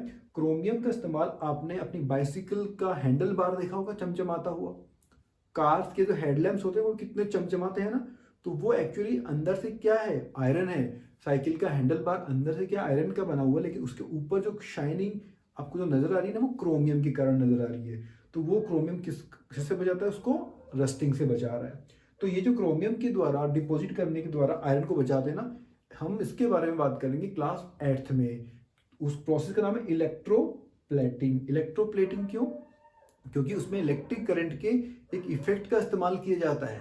वाह, इलेक्ट्रिक करंट के दो इफेक्ट तो क्लास 7th में, और एक इफेक्ट कौन सी क्लास में पढ़ेंगे, 8th क्लास में। तो इलेक्ट्रोप्लेटिंग जो इफेक्ट है वो 8th में पढ़ेंगे। तो उसमें क्रोमियम नाम की जो मेटल है उसकी लेयर चढ़ाई जाती है। ओके, तो जिंक दूसरी मेटल है, जिंक। तो गैल्वेनाइजेशन इस प्रोसेस का नाम है। मतलब क्रोमियम चढ़ाने को तो क्या बोलते हैं, इलेक्ट्रोप्लेटिंग। क्रोमियम के अलावा कुछ और मेटल भी चढ़ाई जाती हैं, तो उस प्रोसेस को बोलते हैं इलेक्ट्रोप्लेटिंग। और जिंक अगर चढ़ाई जाती है आयरन के ऑब्जेक्ट्स के ऊपर, तब इस प्रोसेस का नाम है गैल्वेनाइजेशन। गैल्वेनाइजेशन, अच्छा नाम है ना। ओके, तो इस प्रोसेस की डेफिनेशन क्या हुई, गैल्वेनाइजेशन की, depositing a layer of zinc, किसके ऊपर, आयरन के ऊपर। जिंक की लेयर आयरन के ऑब्जेक्ट्स के ऊपर चढ़ा दी जाती है, तो उसको बोलते हैं, इज नोन एज गैल्वेनाइजेशन। और अगर जिंक की जगह पे क्रोमियम चढ़ाया जाए तो क्या बोलेंगे उसको बोलेंगे इलेक्ट्रोप्लेटिंग। तो जिंक के लिए एक स्पेशल वर्ड है गैल्वेनाइजेशन। और बाकी जो मेटल्स हैं, क्रोमियम या फिर गोल्ड या फिर सिल्वर, तो उन तमाम मेटल्स के लिए एक ही वर्ड है, वो कौन सा है, इलेक्ट्रोप्लेटिंग। क्योंकि ये जो जिंक है ना उसका ज़्यादा इस्तेमाल होता है, इसलिए इसके लिए एक स्पेशल नाम दिया गया। जैसे कि आयरन पाइप्स, टैप्स, हमारे घरों में बहुत सारी जो पाइपलाइन की फिटिंग होती है ना पानी के लिए, वो मोस्टली किसके होते हैं, आयरन के पाइप्स होते हैं। उनके ऊपर किसकी, अगर वो, क्योंकि वो तो पानी के कांटेक्ट में आते रहते हैं हमेशा, तो उनके ऊपर लेयर चढ़ाई होती है किसकी, जिंक की, नलों के ऊपर। इसका इस्तेमाल बहुत ज़्यादा होता है। ओके, थर्ड एक और तरीका है लोहे को, आयरन को बचाने का है, ये स्टेनलेस स्टील, रस्टिंग से बचाने का ये भी। तो इसमें क्या होता है, इसका नाम क्या है, स्टेनलेस। स्टेन का मतलब होता है धब्बा, ये धब्बा, स्पॉट। तो किसका धब्बा, रस्टिंग का धब्बा। तो ऐसा स्टील जिसपे धब्बा नहीं लगता, एक्चुअली ये बनता किससे, आयरन से ही बनता है, क्योंकि आयरन को बचाने की बात चल रही है ना, रस्टिंग के बारे में बात कर रहे हैं। तो इसमें क्या किया जाता है, इसमें आयरन के साथ में बहुत सारी मेटल्स को मिक्स करके आयरन को रस्ट फ्री बना दिया जाता है, तो उस पर कोई धब्बा नहीं लगता, मतलब रस्टिंग नहीं होती। कौन से मेटल देखिए, आयरन के साथ किसको मिक्स किया, अच्छा मोस्टली ज़्यादातर परसेंटेज किसका उसमें आयरन ही होगा। तो बाकी जो मेटल्स हैं उनमें देखिए कौन कौन सी, कार्बन, क्रोमियम, निकल, मैंगनीज, इनको अलग अलग रेशियो में मिलाया जाता है आयरन के साथ में। तो इस तरह से कई अलग अलग तरह की स्टेनलेस स्टील बनते हैं, आपने अपने घरों में देखा होगा अलग अलग तरह के स्टील के ऑब्जेक्ट, मटेरियल्स, आर्टिकल्स। तो वो इन अलग अलग मेटल्स के मिक्सचर के द्वारा बने हैं। वो अलग अलग तरह की स्टेनलेस स्टील होते हैं, भी 4 तरह के होते हैं, लेकिन उनके बारे में आपको नहीं पढ़ना। तो इस तरह से रस्टिंग से हम अपने ऑब्जेक्ट्स को बचा सकते हैं। क्लास 6th में हमने बात की थी सी के वाटर से कैसे सॉल्ट प्राप्त करते हैं, नमक। तो हमने बात की उसमें प्रोसेस ऑफ इवापोरेशन का इस्तेमाल करते हैं। इसमें सॉल्टी वाटर को कलेक्ट करते हैं, उनको बेड्स में, क्यारियों में, उसके बाद में सनलाइट की हीट के कारण वो वाटर इवेपोरेट हो जाता है और सॉल्ट की ढेरियाँ बच जाती हैं। लेकिन वो जो सॉल्ट मिलता है एक्चुअली वो प्योर नहीं होता, और उसके जो क्रिस्टल होते हैं ना, दाने, जो आपने स्ट्रक्चर देखी, आपके घरों में भी नमक देखा होगा, वो एक्चुअली वो बहुत छोटे होते हैं उसके क्रिस्टल। ओके, तो अगर ऐसी कोई आपको मेथड पता लगे जिससे कि आप अपने घर में जो सॉल्ट है या शुगर है उसके बड़े क्रिस्टल बना सको, तो कैसा रहेगा, और वो भी प्योर। तो ऐसी एक मेथड के बारे में बात करेंगे, उसका नाम है क्रिस्टल बनाने की मेथड ना। तो क्रिस्टल बनाने की मेथड है, इसलिए इसका नाम है क्रिस्टलाइजेशन। ओके, बात करते हैं इसके बारे में, क्रिस्टलाइजेशन। फॉर्मेशन, इसकी मेथड का डेफिनेशन देखिए, फॉर्मेशन ऑफ लार्ज क्रिस्टल्स, बड़े क्रिस्टल बनाना फ्रॉम प्योर सब्सटेंस, और सब्सटेंस भी कैसा हो जाएगा, pure, is known as crystallization. तो अच्छा, क्रिस्टल बनेंगे तो इसका मतलब चीनी के क्रिस्टल है, चीनी के छोटे हैं पहले, बाद में बड़े हो जाएंगे। सॉल्ट के क्रिस्टल पहले छोटे हैं दाने, उसके बाद में बड़े हो जाएंगे। तो मतलब चेंज क्या हुआ, नया सब्सटेंस बना क्या, नहीं बना। तो ये जो प्रोसेस है क्रिस्टलाइजेशन की हम बात करने जा रहे हैं, ये एक फिजिकल चेंज है। और दूसरी बात, इसका यूज किस में होता है, प्योरिफिकेशन के लिए और क्रिस्टल के साइज बड़ा प्राप्त करने के लिए, 2 यूजेस। तो ये एक्टिविटी आप अपने घर पे कर सकते हैं, लेकिन केयरफुली आपको करनी पड़ेगी, सावधानी से करना पड़ेगा। इसमें गर्म भी करने की प्रोसेस है, बॉयल भी करना पड़ता है कंटिन्यूसली, इसलिए आप अपने पेरेंट्स की देखरेख में एक्टिविटी कर सकते हैं। और लैब में तो डेफिनेटली कर ही सकते हैं अपने टीचर के साथ में। ऑब्जेक्टिव क्या है, टू स्टडी क्रिस्टलाइजेशन को स्टडी करना। रिक्वायर्ड मटेरियल क्या क्या चाहिए, H2O पानी चाहिए, डाइल्यूट H2SO4। अब इसमें एसिड भी चाहिए होता है, डाइल्यूट चाहिए, कॉन्सनट्रेटेड नहीं चाहिए, क्योंकि वो तो ज़्यादा डेंजरस होता है। ये एक्चुअली इस प्रोसेस को फास्ट करने के लिए इस्तेमाल किया जाता है H2SO4। बीकर की जगह पे आप अपने घर में कुछ और कंटेनर का इस्तेमाल कर सकते हैं। कॉपर सल्फेट, ब्लू विट्रियोल, इसकी हम बात कर रहे थे ना, इसकी जगह पे अगर ये नहीं है तो कोई दूसरा सॉल्ट भी ले सकते हैं, आपके घर का कॉमन सॉल्ट का इस्तेमाल किया जा सकता है। एंड शुगर या शुगर का इस्तेमाल भी कर सकते हैं। शुगर के भी बड़े क्रिस्टल बनाए जा सकते हैं, चमकीले, चमकदार।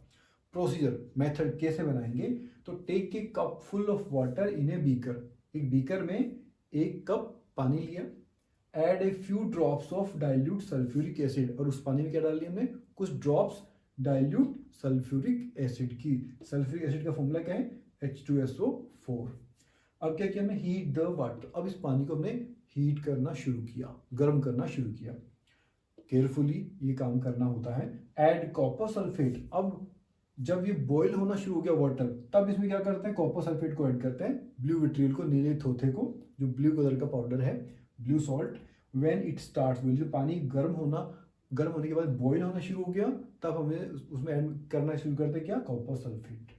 और स्टिर कंटिन्यूसली, और उसको कंटिन्यू क्या करते हैं, धीरे धीरे घोलते रहते हैं, स्टिर करते रहते हैं, जिसमें कॉपर सल्फेट घुलता रहे।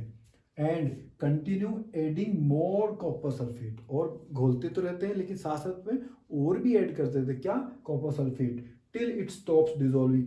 गर्म कर रहे हैं कॉपर सल्फेट डाल रहे हैं धीरे धीरे और उसको डिजोल्व भी कर रहे हैं। कब तक ये प्रोसेस चलाएंगे? जब तक इसमें और कॉपर सल्फेट डिजोल्व होना बंद ना हो जाए। जब स्टॉप हो जाए और कॉपर सल्फेट घुलना पॉसिबल नहीं है, आपने देखा कि गर्म भी कर रहे हैं, घुल भी रहे हैं, लेकिन और अब नहीं घुल रहा, तो आपको रोक देना है। अब क्या करना है? Filter the solution. उस सॉल्यूशन को, जो नीचे सॉल्यूशन बन गया ना, उसको छान लेना है। छानने के लिए फिल्टर पेपर का इस्तेमाल करेंगे या फिर आप किसी कपड़े का इस्तेमाल कर सकते, कॉटन के क्लॉथ का इस्तेमाल कर सकते हैं। अलाउ, फिल्टर करने के बाद में allow it to cool without disturbing, बिना डिस्टर्ब किए, बिना हिलाए। अब उसको जब आप फिल्टर कर लिया है तो उसको ठंडा होने दीजिए, धीरे धीरे वो ठंडा होगा और वेट करिए। फिर आपका ऑब्जर्वेशन होगा after some time. After some time क्या होगा? लार्ज शाइनी क्रिस्टल्स, चमकीले बड़े क्रिस्टल बन जाएंगे, are formed at the bottom of the beaker. Beaker में जो कंटेनर हमने लिया उसके बॉटम में शानदार बड़े बड़े क्रिस्टल बन जाएंगे चमकीले।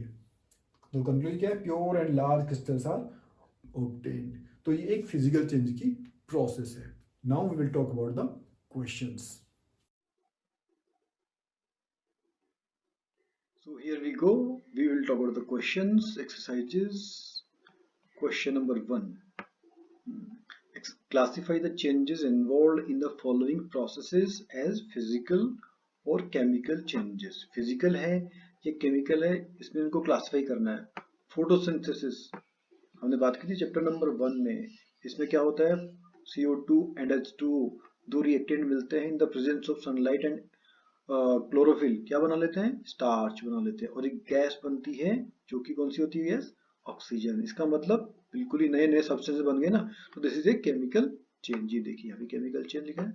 Second, dissolving sugar in water, sugar घोलना पानी में, आपने घोल कर भी देखी थी, तो नया कुछ नहीं बनता ना, शुगर का सॉल्यूशन बनता है, तो ये physical change. Third, burning of coal, coal का बर्न होना, हमने बात की थी किसी भी चीज को बर्न करना, कोल ही नहीं, ऑलवेज क्या होता है? वो केमिकल चेंज होता है। सो that is a chemical change. Melting of wax, मोम का पिघलना, मोम जब पिघलता है तो क्या होता है? वो मोम ही लिक्विड बन जाता है बस, तो क्या है ये? Physical change. Beating aluminium to make aluminium foil, aluminium को पीटो, पिटाई करो उसकी, क्या बना दोगी? इसकी एल्यूमिनियम की फॉइल, पतली सी फॉइल बन जाएगी, जो कि टिफिन में आप लोगों ने देखा होगा कि टिफिन में फूड को पैक करने में काम आती है। तो वो क्या हुआ? एल्यूमिनियम है ना, नया कुछ बना नहीं, so that is a physical change. And in the last, this one, digestion of food, food का डाइजेशन, जब फूड को डाइजेस्ट करते हैं तो क्या होता है? एमिनो एसिड बन जाते हैं प्रोटीन के, कार्बोहाइड्रेट से क्या बन जाता है? ग्लूकोज बन जाता है। इसका मतलब वहां पे नए नए सब्सटेंस बन रहे हैं ना, सो that is a chemical change. यहाँ पे लिखना था F, लिख दिया मैंने oblique. Okay, question number 2, whether the following statements are true or false, true false बताना है। in case a statement is false, अगर कोई false है तो write the corrected statement in your notebook, तो correct भी लिखना है उसको, correct, ओके। ये फर्स्ट वाला ए, cutting a log of wood, एक लकड़ी के log को, लट्ठे को काटना into pieces is a chemical change, ये एक chemical change है। काटने से तो डेफिनेटली कुछ केमिकल चेंज हुआ ही नहीं, नया सब्सटेंस बना ही नहीं ना, वो तो वही सब्सटेंस है, बस उसकी साइज बदल गई है। So this is what is, that is false. False है तो ठीक करके क्या लिखेंगे? ये देखो correct statement, cutting a log of wood into pieces is an irreversible physical change. Reversible तो नहीं है ये, लेकिन फिजिकल चेंज, नया कुछ नहीं बना। हमने बात की थी कि सभी के सभी रिवर्सिबल नहीं होते फिजिकल चेंज, तो ये इरिवर्सिबल है। Formation of manure from leaves is A physical change, leaves से मैन्योर बन जाएगी आफ्टर सम डेज, जब उसको हम डिकम्पोज करने के लिए कंपोस्ट पिट में डाल देंगे तो उसकी क्या बन जाएगी? मैन्योर। तो ये फिजिकल चेंज है क्या?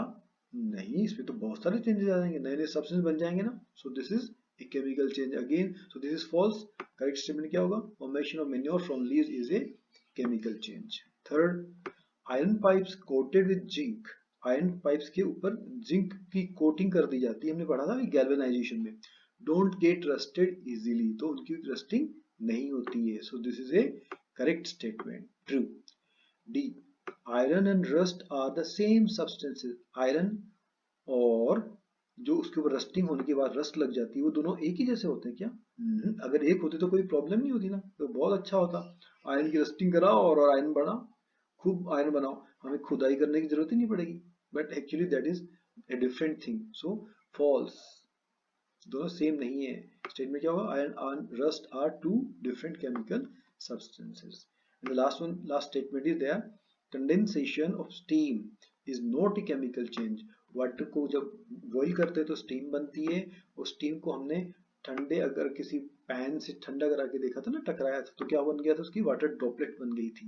तो ये केमिकल चेंज नहीं है, यस केमिकल चेंज नहीं है क्योंकि स्टेट बदली है, तो क्योंकि वो वाटर ही है, स्टेट ही बदली है ओनली उसकी, सो this is not a chemical change, तो ये ट्रू स्टेटमेंट है। अगर इसमें नॉट नहीं होता यहाँ पे नॉट, तब गड़बड़ हो जाती। Okay, question number third, fill in the blanks in the following statements। following the blank space हमें भरना है। First, when carbon dioxide is passed through lime water के साथ में हमने बेकिंग सोडा वाले एक्टिविटी में की थी वाली, इट टर्न्स मिल्की, तो मिल्की बन जाता है due to the formation of, तो क्या बन जाता है उसके अंदर बन जाता है कैल्शियम कार्बोनेट, जिसका कॉमन नेम क्या है, limestone, CaCO3। The chemical name of baking soda is, baking soda का केमिकल नेम क्या है, हमने एक नहीं, दो नहीं, तीन शायद नाम सुने थे ना, तो उसका केमिकल नेम क्या है, सोडियम हाइड्रोजन कार्बोनेट, जिसको सोडियम बाइकार्बोनेट भी बोलते हैं या सोडा बाइकार्ब भी बोलते हैं, और आपको पता है बेकिंग सोडा तो बोलते हैं। Two methods by which rusting of iron can be prevented, rusting से बचाने के लिए तो हमने बात की थी ग्रीजिंग, हमने बात की पेंटिंग, पेंट भी करना, ग्रीज करना, और एक थी हमने बात की गैल्वेनाइजेशन, जिसमें जिंक चढ़ा दिया जाता है। Next, changes in which only blank properties of a substance change are called physical changes। Physical change में कौन सी प्रॉपर्टी चेंज होती है, physical properties, shape, size, colour, ये सब क्या है, फिजिकल प्रॉपर्टीज। लास्ट स्टेटमेंट है, changes in which new substances are formed are called, नया सब्सटेंस जब बनता है तो ये तो किसमें होता है हमेशा, केमिकल चेंज में, सो that is a chemical change. Question number 4, when baking soda is mixed with lemon juice, हमने एक्टिविटी में विनेगर की बात की थी चैप्टर में, लेकिन यहाँ पे लेमन जूस मिक्स किया जा रहा है, तो बबल्स आर फॉर्म, तो इसमें भी बबल्स बनते हैं हिसिंग साउंड के साथ में। With evolution of a gas what type of change it is explain, तो इसकी बात करते हैं।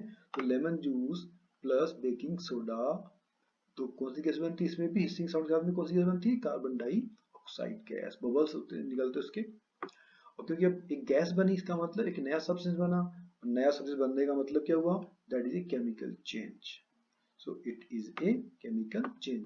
और लेमन जूस में आपको पता ही है सिट्रिक एसिड होता है, बेकिंग सोडा का केमिकल नेम देखिए सोडियम हाइड्रोजन कार्बोनेट, और ये carbon dioxide.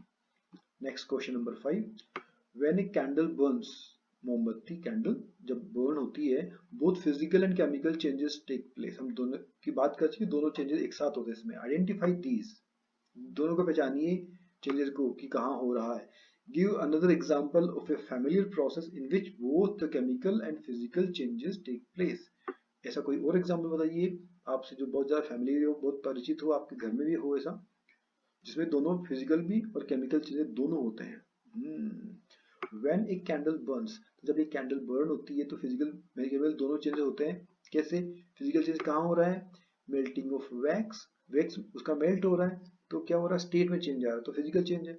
Vaporisation of melted wax, और जो मेल्ट हुआ वैक्स वो वेपर भी बना है कुछ, तो वहां पर भी स्टेट में बदलाव आ रहा है, that is also a physical change. Now chemical change, burning of vapours of wax, तो वैक्स की जो वेपर है वो जल भी रही है टू गिव कार्बन डाइऑक्साइड, उसके कारण CO2 गैस बन रही है, so this is a chemical change, heat भी निकल रही है और लाइट भी निकल रही है। ओके नेक्स्ट, इसका एक फैमिली एग्जांपल, एलपीजी, अपने घरों में एलपीजी के सिलेंडर रखे होते हैं, तो गैस बर्नर से हम जब जलाते हैं तो क्या होता है, गैस जलती है वहां पर, लेकिन सिलेंडर के अंदर आपने देखा है हिलाकर कभी तो लिक्विड होता है, तो एक्चुअली वो लिक्विड क्या है, गैस ही है, उसको कंप्रेस्ड किया गया है, प्रेशर से उसको भरा गया है, तो वो गैस किसमें बदल गई है, लिक्विड में बदल गई है।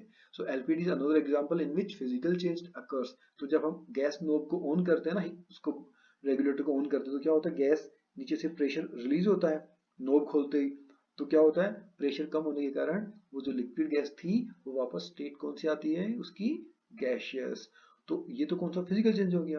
और उसके बाद में क्या होता है, वो जलने लगती है। तो जब जलती है तो हमने बात की कुछ भी जलता है तो वो हमेशा क्या होता है, एक chemical change.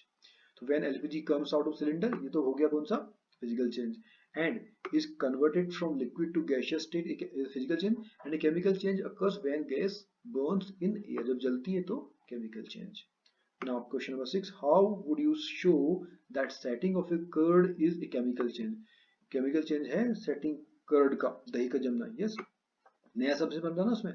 we can see that the setting of curd is chemical change because we cannot get the original substance, i.e. milk, that is milk को वापस नहीं ला सकते, पहली बात तो नया सबसे बन गया, and a new substance is formed with different taste, smell and other chemical property, बिल्कुल नया सबसे बन जाता है curd, okay, so that is chemical change. Explain why burning of wood and cutting it into small pieces are considered as two different types of changes. काटना और उसको जलाना दो अलग अलग तरह के चेंजेस हैं, क्योंकि हमने बात की जलाना तो हमेशा क्या होता है, केमिकल चेंज, और काटना ये फिजिकल चेंज। क्यों, देखिए हम बात करते हैं। Burning of wood is chemical change because in burning new substances are formed as wood, और उसको ऑक्सीजन के साथ रिएक्शन होगी तभी जलती है, कोई भी चीज जब जलती है तो उसको ऑक्सीजन गैस की जरूरत पड़ती है, तो रिएक्शन होगी तो क्या होगा, चारकोल बनेगा, लकड़ी का कोयला, लकड़ी को कोयला क्या बोलते हैं, चारकोल। कार्बन डाइऑक्साइड गैस निकलती है साथ में, उसके बाद हीट निकलती है और उसके साथ लाइट भी निकलती है, तो बिल्कुल 1 2 3 4 चार तरह के नए नए सब्सटेंसेस बन गए, सो this is a chemical change. लेकिन जब काटेंगे तब नए सब्सटेंस बनेगी या नहीं, लकड़ी ही होगी, साइज बदलेगी, but cutting it into small pieces is a physical change because no new substance is formed, we can only reduce the size of wood, तो wood के साइज को चेंज करेंगे जो कि एक फिजिकल प्रॉपर्टी है, so that is a physical change.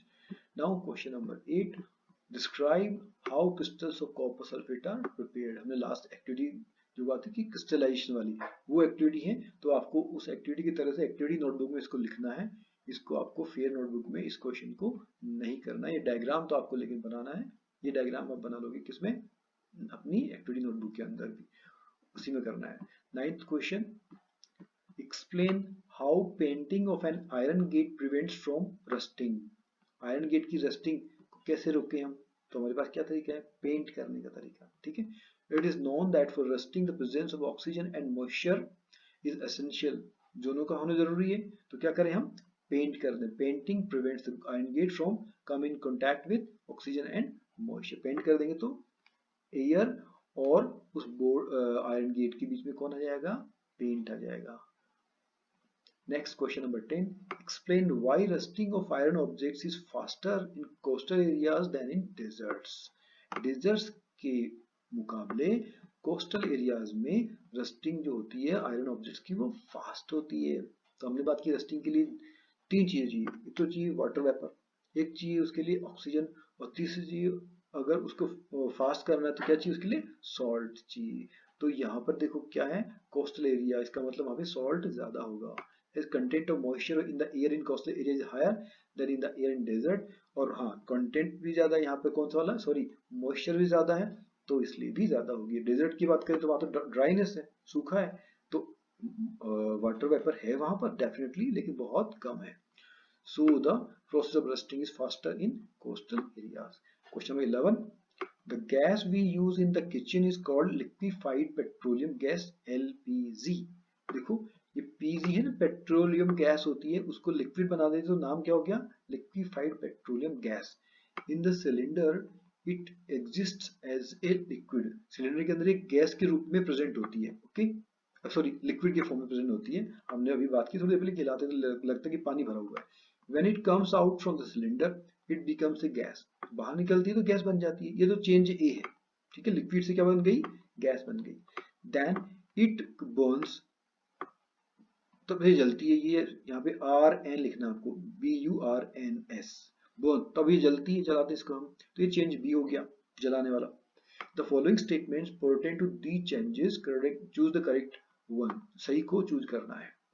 पहला जो फर्स्ट वाला था जिसमें कि वो लिक्विड से गैस में बदली, तो वो कौन सा चेंज है, स्टेट में चेंज है, इसका मतलब वो फिजिकल चेंज है। उसके बाद में जलती है, तो जलने में हमेशा चेंज कौन सा होता है, केमिकल चेंज, तो पहले ए वाला फिजिकल चेंज है, बी वाला केमिकल चेंज, ओके। तो ऑप्शन देखिए, process A is chemical change, तो ये तो फिजिकल है, गलत। Process B is a chemical change, yes ये सही है। Both A and B are chemical, दोनों दोनों केमिकल चेंज है, ये गलत। None of these process chemical, दोनों में कोई भी केमिकल प्रोसेस नहीं है, गलत। तो ऑप्शन बी इज करेक्ट, क्योंकि ऑप्शन बी क्या है, chemical change. And now the last question, anaerobic bacteria digest animal waste and produce biogas। anaerobic bacteria, actually bacteria दो तरह के होते हैं, एक वो होते हैं जिनको ऑक्सीजन चाहिए होती है रेस्पिरेशन के लिए, दूसरे वो होते हैं जिनको ऑक्सीजन नहीं चाहिए होती है। तो ये अनएरोबिक बैक्टीरिया जो होते हैं ना, वो एनिमल वेस्ट और उनको काउ डंग एटसेट्रा को डाइजेस्ट कर लेते हैं और बना देते हैं बायोगैस। आपने हो सकता है आपके गाँव में कुछ लोगों के घरों में बायोगैस प्लांट भी लगा हुआ हो, उसको गोबर गैस प्लांट भी बोलते हैं, क्योंकि मोस्टली उसमें काउ डंग और बफेलो डंग का इस्तेमाल किया जाता है। तो बायोगैस बन गई, ओके। तो ये क्या हुआ, चेंज नंबर 1। और आपको पता ही है कि काउ डंग से अगर बायोगैस बन रही है तो एक तो नया सब्सटेंस बन गया ना, okay. So that is a chemical change. The biogas is then burned as fuel. अब उस बायोगैस का इस्तेमाल किस में करते हैं, किचन में जलाने के लिए, पानी गर्म करने के लिए, खाना बनाने के लिए। तो इसका मतलब जल रही है, और जलने में हमेशा कौन सा चेंज होता है, केमिकल चेंज। तो following statements pertain to these changes, choose the correct one.